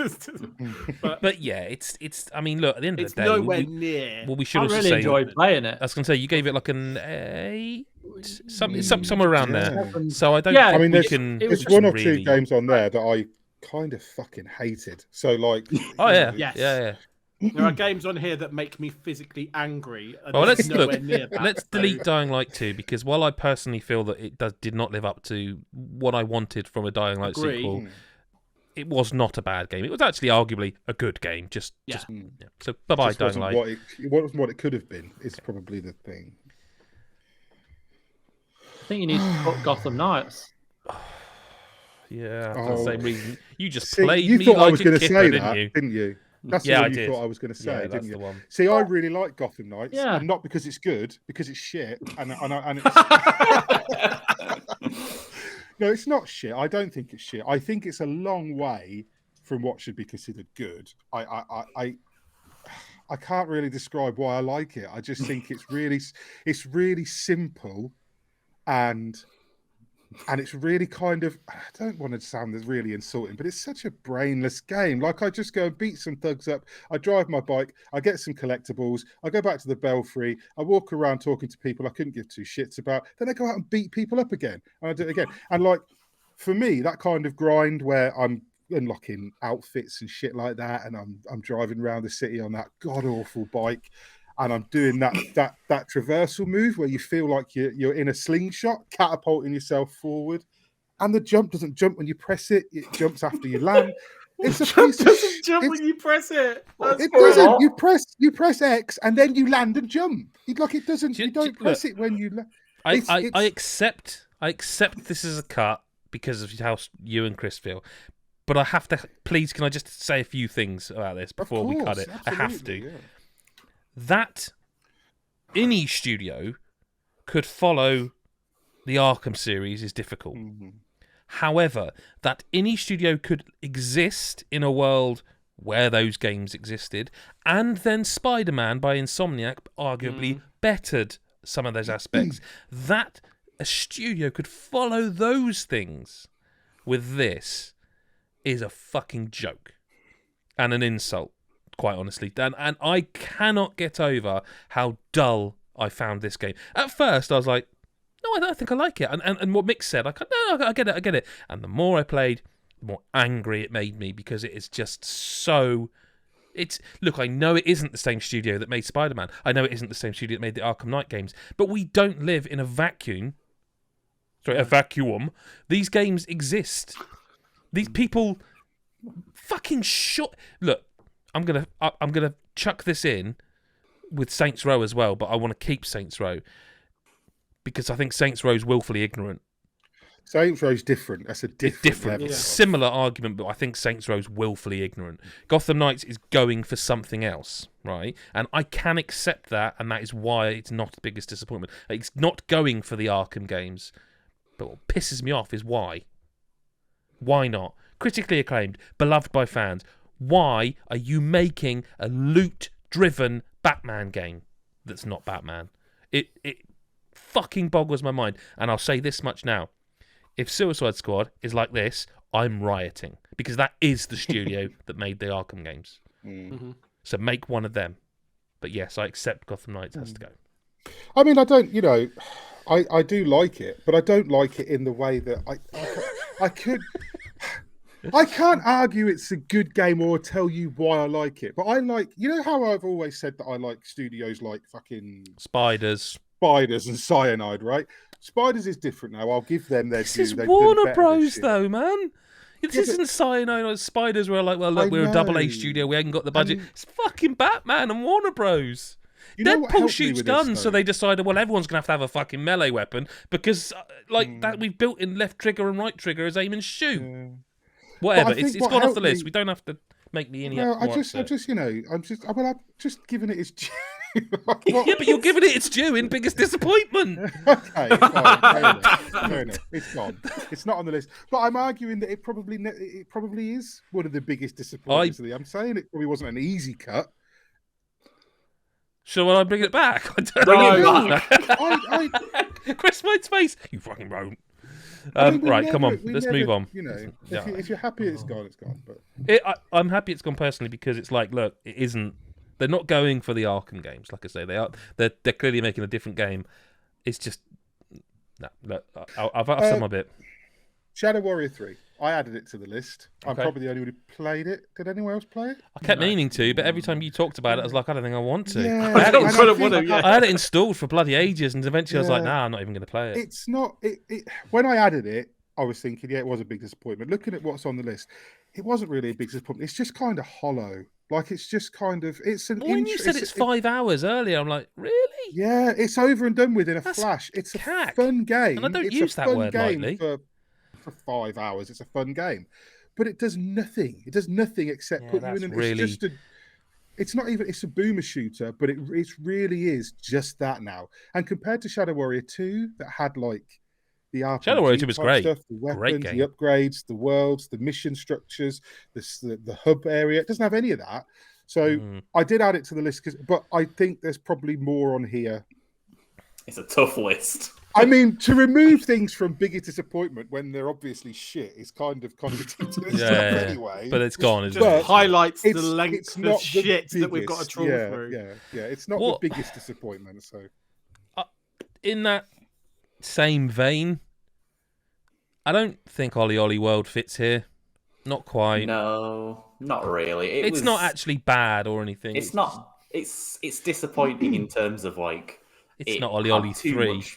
Yeah, it had too much talking, and I just think they kind of threw things at you at a bad pace to really. I also make you maintain enjoy I it. feel like someone somewhere forgot what they didn't quite get what people enjoyed about the first two, because whoever made Rollerdrome did. They absolutely got what people liked about Ollie Ollie 1 and 2. But it's not, is it? It's not on this list. Like Jesus, it's a toughie, and yeah, it let us two down, especially. But like, I could kind of see the 3. I think already. I mean, it's. we need to insult some more games first. Yeah, I don't like this. All right, Babylon's Fall. What the fuck? That game for me, that is out of everything I've played this year, including Saints Row. No, maybe not Saints Row, but Babylon's Fall is fucking Platinum. Platinum Games made Babylon's Fall. That's like, I don't even know what that's like. That's like, this is arguably the only game. Spielberg made Teletubbies. But this is arguably the only game on the list that is actually bad, like straight up bad. There's no redeeming features. I'll show my cards. For me, this is a fucking lock. This game made me so fucking angry. There's two games on it that made me angry, but this one really, it's just like you say, it's Platinum Games. Was it? What was the Square Enix published? Square Enix. Yeah. It's insulting. It's insulting. That's why I felt playing it fucking insulted. But I was Platinum like, my have eyes are previous because I'm looking at shite, like PlayStation 2 textures of faces, like, and then like you start playing it and it's like, and the gameplay's dog shit, and then they go, even the sound was. Do you want to? And then the first sort of thing they do in the game with the like the mission structure is take you to a shop where they want you to spend real money. To you have to go through this. There's arguably a racist voice in there as well. Oh, and there's that as well. I'd forgotten about that. No, I didn't. Just at no point in that game was I having fun. I was just pissed off my entire time playing that game. And it's not right that game should come out. Like you were talking about. I mean, they sunsetted it within a year. In less than a year. That's wild. Like in I think is it January or February? I wrote the news story, but in January or February, they are stopping the servers, which means this game didn't make 12 months. But the only counter I can offer you... I mean, I've always in said humanity, quite frankly. The only because some counter I people can offer you, Chris... will play shit no matter what. But the fact that that's happening... But Platinum Games do have previous for... They've got an A and a B team, but that doesn't make this game any less... very much have, and I've always kind of said that Platinum Games have been a bit hit and miss for me, particularly. I mean, a lot of people really like... Well, it's kind of Bayonetta. I didn't it's Bayonetta, and Metal Gear Revengeance... versus everything else. Vanquish. Vanquish. Was... So, but I do think that is a lock. Like, if we're talking biggest disappointments from a studio of that caliber... I think it's a lock at number one, isn't it? Honestly, when I read this category, it was the first.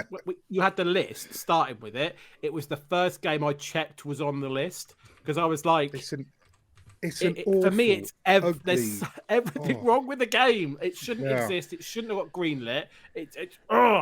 Can I offer up an easy cut that will probably not be popular, but I do think is a genuine easy cut? Okay. This list is our biggest disappointment. Correct? That is not a statement that is incorrect. No, yeah. I can't have Overwatch 2 on this list. Well, I was going to ask specifically what. I didn't have any issues with the launch. I'd quite Chris happily Hyde didn't have any launch. I had fucking loads of launch issues. You start from... It was, 8 o'clock at night. It was supposed to go live, so we're all ready. And then you go to log in, and there's a whole 10,000 people in the queue, 5,000. Then it got to 0 after about 45 minutes. Then it booted you. Log in, spent about 3 hours with it, never got anywhere. Logged in the next day, same thing happened. For the next week, it just kept happening. Now, I know a lot of it was not down to them specifically, but they've got to take some of the blame for it.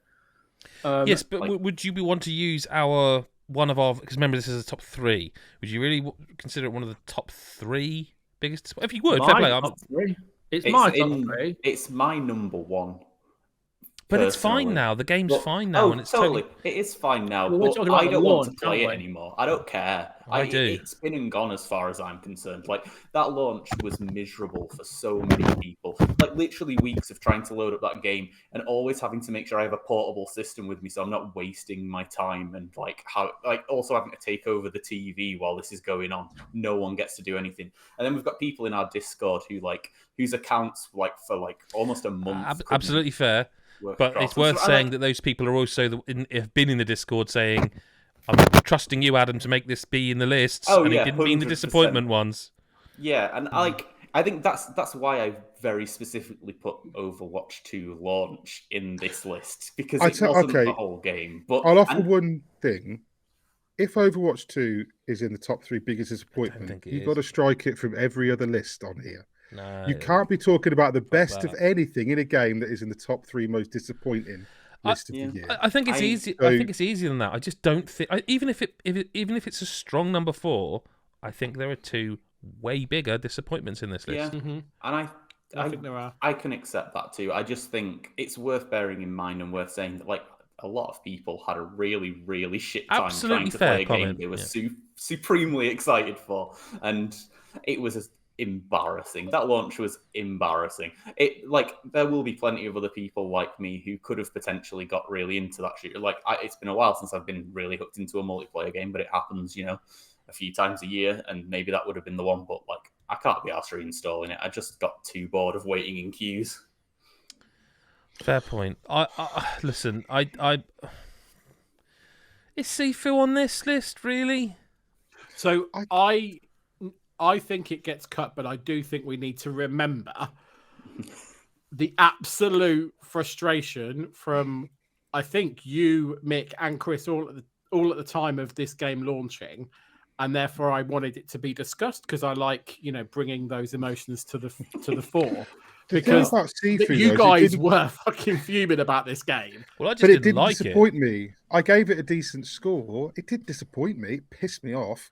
And frustratingly hard. And all the fucking Get Good pricks that came out of the woodwork. And if you're listening to this or watching it and you remember putting comments like that. Yeah, but like, mate, if you want to put gaming culture in the biggest disappointment, you can fucking scrap every year. Scrap the fucking category, and there you go. It's a permanent winner. Gold. But I tell you what, though, I did eventually get good at Sifu. Yeah. I did eventually finish Sifu, and I still didn't think it was an awesome game. It wasn't that great, but I don't think it was a big disappointment for me. It was just all right. It was just a game. It's not a biggest disappointment, is it, Sifu? I think people thought it was going to be something special. The story was crap. It didn't explain any of its concepts. It was just a game about beating people up, and they worked in a what's the word? A gimmick for why you came back to life and didn't age. I didn't think it was brilliant. I thought the boss fights were okay. I thought some of them were a bit too difficult for me. I got through them, so obviously they weren't insurmountable. I just didn't think it was very good. It was all right. I think I gave it a 7 or a 6. I can't remember. It feels like a million years ago, but it's a cut, isn't it? Sifu's a cut. Yeah, I think so. I just wanted to discuss it. I knew. No, that's fair. That's fair. Yeah, I didn't disappoint me. It just pissed me off a lot. I lost interest in it. Evil Dead the game, Lyle, I don't think is going to make the list, but again, I think it needs discussing. Yeah, I don't. It got much further than I expected it to go. But basically, Evil Dead the game was a asymmetric multiplayer game that people were excited about, and it was really rubbish. It was just like that's not what I wanted from Evil Dead either. I wanted an Evil Dead like we had on the Xbox 360. That Evil Dead game, where an adventure game with Bruce Campbell voicing Ash, and it was funny, and it was like the films, and it was entertaining. That's what I wanted. And instead, what you got was a game where you could either play as like the 4 survivors, which was just tedious and not fun whatsoever, and required like if you didn't all have headsets, then there was no chance of winning the entire time. In fact, this is my favorite fact about this game is the entire time that I was reviewing it, I every time I played as the like demon, so as the one in the 4 versus 1, I didn't lose. The balance was so bad. I didn't lose once. I wasn't that good at the game. I don't think that could have been the answer. It was just so poorly balanced that I played like 20, 30 games as one side and won every single time. And it wasn't even that fun doing that. Like for about 2/3 of the time you're playing as the bad guys, you're essentially like this sort of floating nebulous first-person camera, and you just sort of have to whiz around the environment collecting orbs, and it gets very boring very quickly. There's an expectation as well from the Evil Dead. There's going to be a level of charm to it. Do you know what I mean? Yeah. Like there's going to be like I know they're not horrors, they're schlocky horrors, but there's a level like Bruce Campbell is like an international treasure. Like he's one of those people that is everyone loves him, and the way like he made that franchise, he made the series which was cancelled. Why? And you know, you expect a certain something from an Evil Dead, from something with Evil Dead on it now. There's not that bullshit gore porn crap they made, that's reboot or remake, whatever it was. But you expect that to be a little bit charming, a little bit funny, have that sort of stuff. And it's like just an asymmetric. And it wasn't as good as Dead by Daylight. I'd play a game based on the TV show, just like a third person. Absolutely. Adventure, third person. Which is what the doesn't need to be multiplayer. The older one was. That's what the Evil Dead on the Xbox 360 was. It was you were Ash, and you did combos and killed deadites and made jokes, and it was fun. But this wasn't. It's not quite a top 3. Probably not top 3. It's not a top 3, but yeah, disappointing. Because there's a game on there that if it had a throat, I'd punch it. I think we have to remove Overwatch because I just don't see how it can live with Babylon's Fall, Saints Row, and Pokemon Scarlet Violet. Yeah, those 3 are really, really strong. And as much as I dislike the Overwatch 2 launch, it's like one aspect of a game as well against 3 full games that were fully disappointing. Like I'm very much fine with getting rid of that. It feels an odd thing to argue about as well. Yes. which order the worst games going? They're all shite. Am I removing Overwatch 2 and we're going to argue the toss for the 3 order? Well, 2 and 3. I mean, we can argue it. Yes, you are. First off, to your first question. I mean, I'll say right now, I think that's the order, but let's talk. It's a really difficult one because everything I said about Pokemon in the previous discussion is that it feels like I could fucking rant, if you like, for 10 minutes. What's the point? Yeah. Oh. That's arguably the most disappointing thing is that although I made comment of it and I feel I scored it correctly and because it is actually a really good game underneath everything else, but even to a degree, I guess I accepted it. Do you know what I mean? Because I didn't say, it's 2 out of 10, shit game, cunts. Do you know what I mean? I kind of accepted. It was beyond my threshold. There's an acceptance level of performance issues with a Pokemon game. You know you're going to get it. There's a threshold. This is far, far, far above or below, whichever way around you want to call it, that threshold of what I was willing to accept. And it wasn't now and again. It was constant. Like it took hours. There was one evening where I felt I kind of had a funny turn, and I can only put that down to the frame rate and frame pacing of this game. I can't explain why it happened otherwise. Never happened again since. I'd been playing it a lot because I was reviewing it, and I felt really funny. And I can't give it. Like, that's fucking unacceptable for a game. We are not talking about, let's say, Square Enix gave Babylon's Fall, developer X amount of time and X amount of money. We're not talking about Volition, who are, even they've got, Play On, or Koch Media, bankrolling them, whatever you want to call them now. This is Pokemon. This is arguably one of the biggest media properties in the world. The biggest Nintendo selling franchise. But this is something I do want to quite clear. I've seen a few people saying things about like, Nintendo, this. It's nothing to do with them. Nintendo published the game. It is developed by what people refer to as second party, in that they're not actually officially owned by Nintendo. I believe they own like a third or whatever. They don't. It's not like a Mario game. It isn't. This isn't Nintendo seal of quality stuff. This is a developer that, for me, they know they can get away with it. They know they can get away with it. And they did. And they did. Because it's sold probably more than FIFA. I think it has, yeah. And also, like, even just, like, in terms of, like, once it had launched, social media was just... My entire Twitter wall was just glitches or things going wrong or technical issues from Pokemon. And I know it sold well, and there's plenty of people out there who've been saying, it's really good, though. And obviously, like, it's core, it kind of is. You will get the apologizers for 100%. Like this. But there's so much out there that's just like, here's a video of Pokemon Scarlet and Violet being awful in some way. Yeah, like it's huge. I would argue you could probably nudge this up one, and the reason I say that is because Saints Row was just shit, right? And I said this in the review of it. I don't think you did. I didn't say it was shit. It's shit, Opening right? sentence. I feel like I might have said you can't say that if you said that. The problem with Saints Row is that Volition hit a peak with that franchise. Yeah. They should have left it the fuck alone. They didn't need to go back to Saints Row. Fair enough, Agents of Mayhem wasn't great. I think I liked it at the time. Looking back at it now, not wonderful. No. But Volition hit a peak with the Saints Row franchise in around Saints Row 3, I think. Saints Row 2, maybe. I really, really like Saints Row 3. Saints Row the 4th, whatever they called it, Saints Row 4, where you're the president, it went off on a tangent, but it went off on but man, it was fun. It was important. It was fun. It was fun to play. And also, it left it with like, where do you go now? You're the president. You went to that's space. Literally what everybody said about it. Everybody was like, where do they go next? And the answer was, you don't. You go, we made a great franchise. Everybody loved pretty much all of it, including the DLC did really well and people liked it. It had some great characters, had some great moments. It's fondly spoken of. Just fucking leave it now. Leave it alone. Just do something else. Make something else. Take what you learned, because I tell you what, Volition learned fuck all. But you see, franchise. that's why it's such a strong entry for me, because I don't think it's the biggest disappointment. Well, it is one of the biggest disappointments, but I don't think it's in this list because it's not a very good game. I don't think it is a very good game. I think it's very poor.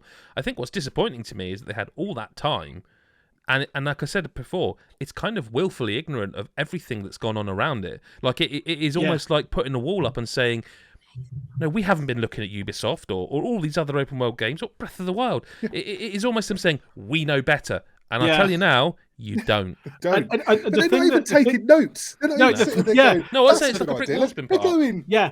And the thing that irritates me the most about this is the second game that made me fucking angry. So here we go.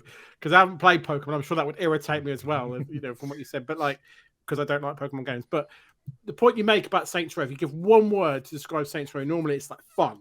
It's a fun game. Playing this Saints Row, even just the fucking opening bit, for a start, all of the interesting bits you don't fucking control. They go, no, we're gonna the stuff that might be interesting to actually play in the game. Fuck it, that's a cutscene. You can do the fucking awkwardly shooting bit that's gonna give you carpal tunnel within 30. My fucking hands were hurting after the prologue. I remember saying to you, I was like, this is bollocks, and it's not fun. And then you get into the open world section, and it's just, and you can't do stuff you should be able to do. But that's you don't Saints know Row what you should be able and you Volition. should do. They're a developer that I would argue, if they had an A/B choice at any point in the previous games where they go, look, we can make this and this bit will be fun, but it will be fucking weird and it won't make any sense and it will be probably not physically correct, but we're going to do it. And this one, like the ambulance they game, went the opposite way just... round. They went, oh no, it needs to be, the physics need to be correct, and you need to be able to do this, that, and the other. But that's not why I like Saints Row. I like Saints Row because they went, hey, go throw yourself in traffic and bounce around like fun. It looks stupid and it's nothing realistic at all about it, but it's fun, right? And that was enough. And now they've just, it seems like they've gone, no, we've got to follow everybody else's sort of realism. I've got to be honest as well. Like a lot of the stuff in Saints Row, you play a Saints Row game. Like you start off as a low level criminal, you get blown the fuck up. Oh, the story! Don't even fucking. But the story, right? I mean, what the fuck was that all about? Don't know. Oh, I'm in a flat share with a bunch of students, but I'm a mercenary. That's my day job. Yeah.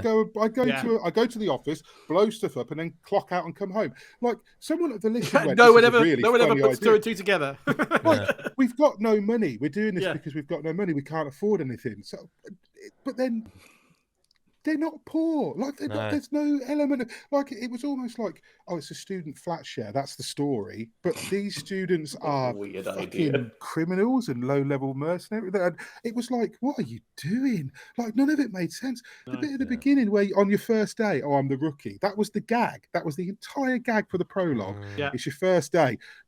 It's not funny if the rookie on their first day then completely murks the entire enemy fucking force and wins. That's not the joke. I tell you what, I think Saints Row is number 2 because not only is it disappointing because of the pedigree, it isn't a very good game. Whereas Pokemon is actually a good game. That was going to be my point as well. Yeah. I tell you what, as well, I just want to get this in before we finish with Saints Row. Who fucking play tested that game? Because every time you get out of your car in that game, you take damage from the fucking door closing. If the car door closes, they are dangerous. You can't pinch yourself. And it shaves health off for that. Who in the playtest didn't go, you need to fix that? And if they did do that and Volition went, nah, it'll be all right, it's Saints Row, everyone will just laugh at it. No, we won't. It's too zoomed in half the time. The shooting is completely automatic. You just press left trigger and it aims for the point. There's that weird fucking the animations you do. That's the thing, you have to keep pulsing it to focus your aim. And so, but that makes me wonder: did they actually follow other developers? And they went, "Well, Call of Duty does that, doesn't it? With this aim snap." But you're not a first-person shooter. No. Oh, it's. Let's put cover everywhere, but no cover mechanic. Let's give you grenades, but you have to select them with a fucking weapon wheel and then jump in the air when you throw. It won't be in the list because it's the wrong kind of attitude to have, but we do best moment category. One of my personal favourite moments that won't make the list was playing co-op with Chris Hyde and saying, Chris, come here and have a look at this a minute, and getting him onto a roof and saying, Chris, go up that next bit of the roof, and then just watching as he's like, I don't understand. He wasn't speaking, but I could feel the airwaves of him going, this doesn't make any sense. No, because right, it's a fucking piece of roof, right? So I shouldn't get angry about it, right? But it's indicative of the larger game design. Well, it must have been fucking knee-height to get up the next bit, and it wouldn't let me. Now my guy's a fat bastard, but he should still be able to get up there. And it was like, okay, there's. So am I, but I can climb stairs. Yeah, sometimes there's invisible walls in games. I'm fine. I'm not going to fucking criticize that. I shouldn't be able to get on that roof. Okay. You don't want us up here. Fucking realise you can just get on the roof a different fucking way. and you have to know which side of the roof is the side of the roof that you're allowed to get on, because this game was made in 1995. Honestly, this. Yeah, he's right. I don't remember why I gave it a 6. I didn't. I tell you what, though. I think I did give it a 6 because you're blind. Well, they. Sorry, I agree with all the game scores on the site. Carry on. Do you know what it probably was? And it's not the most professional thing, but it's probably because it was Saints Row and there were elements of it that threw me back. Like some of the bits where you were driving at night, some of the comedy did land in places, some of the script wasn't awful.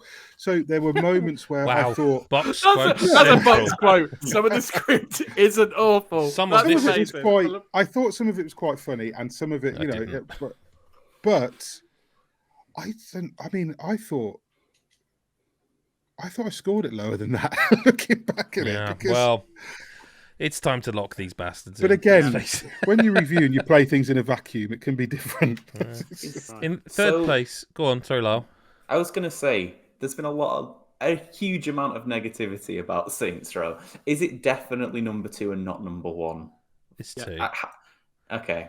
I wouldn't argue. Because there's no part of me that can accept the people who make Bayonetta made a game as bad as Babylon's I can accept Mick liking facets of Saints Row, like he said, because you can kind of understand that.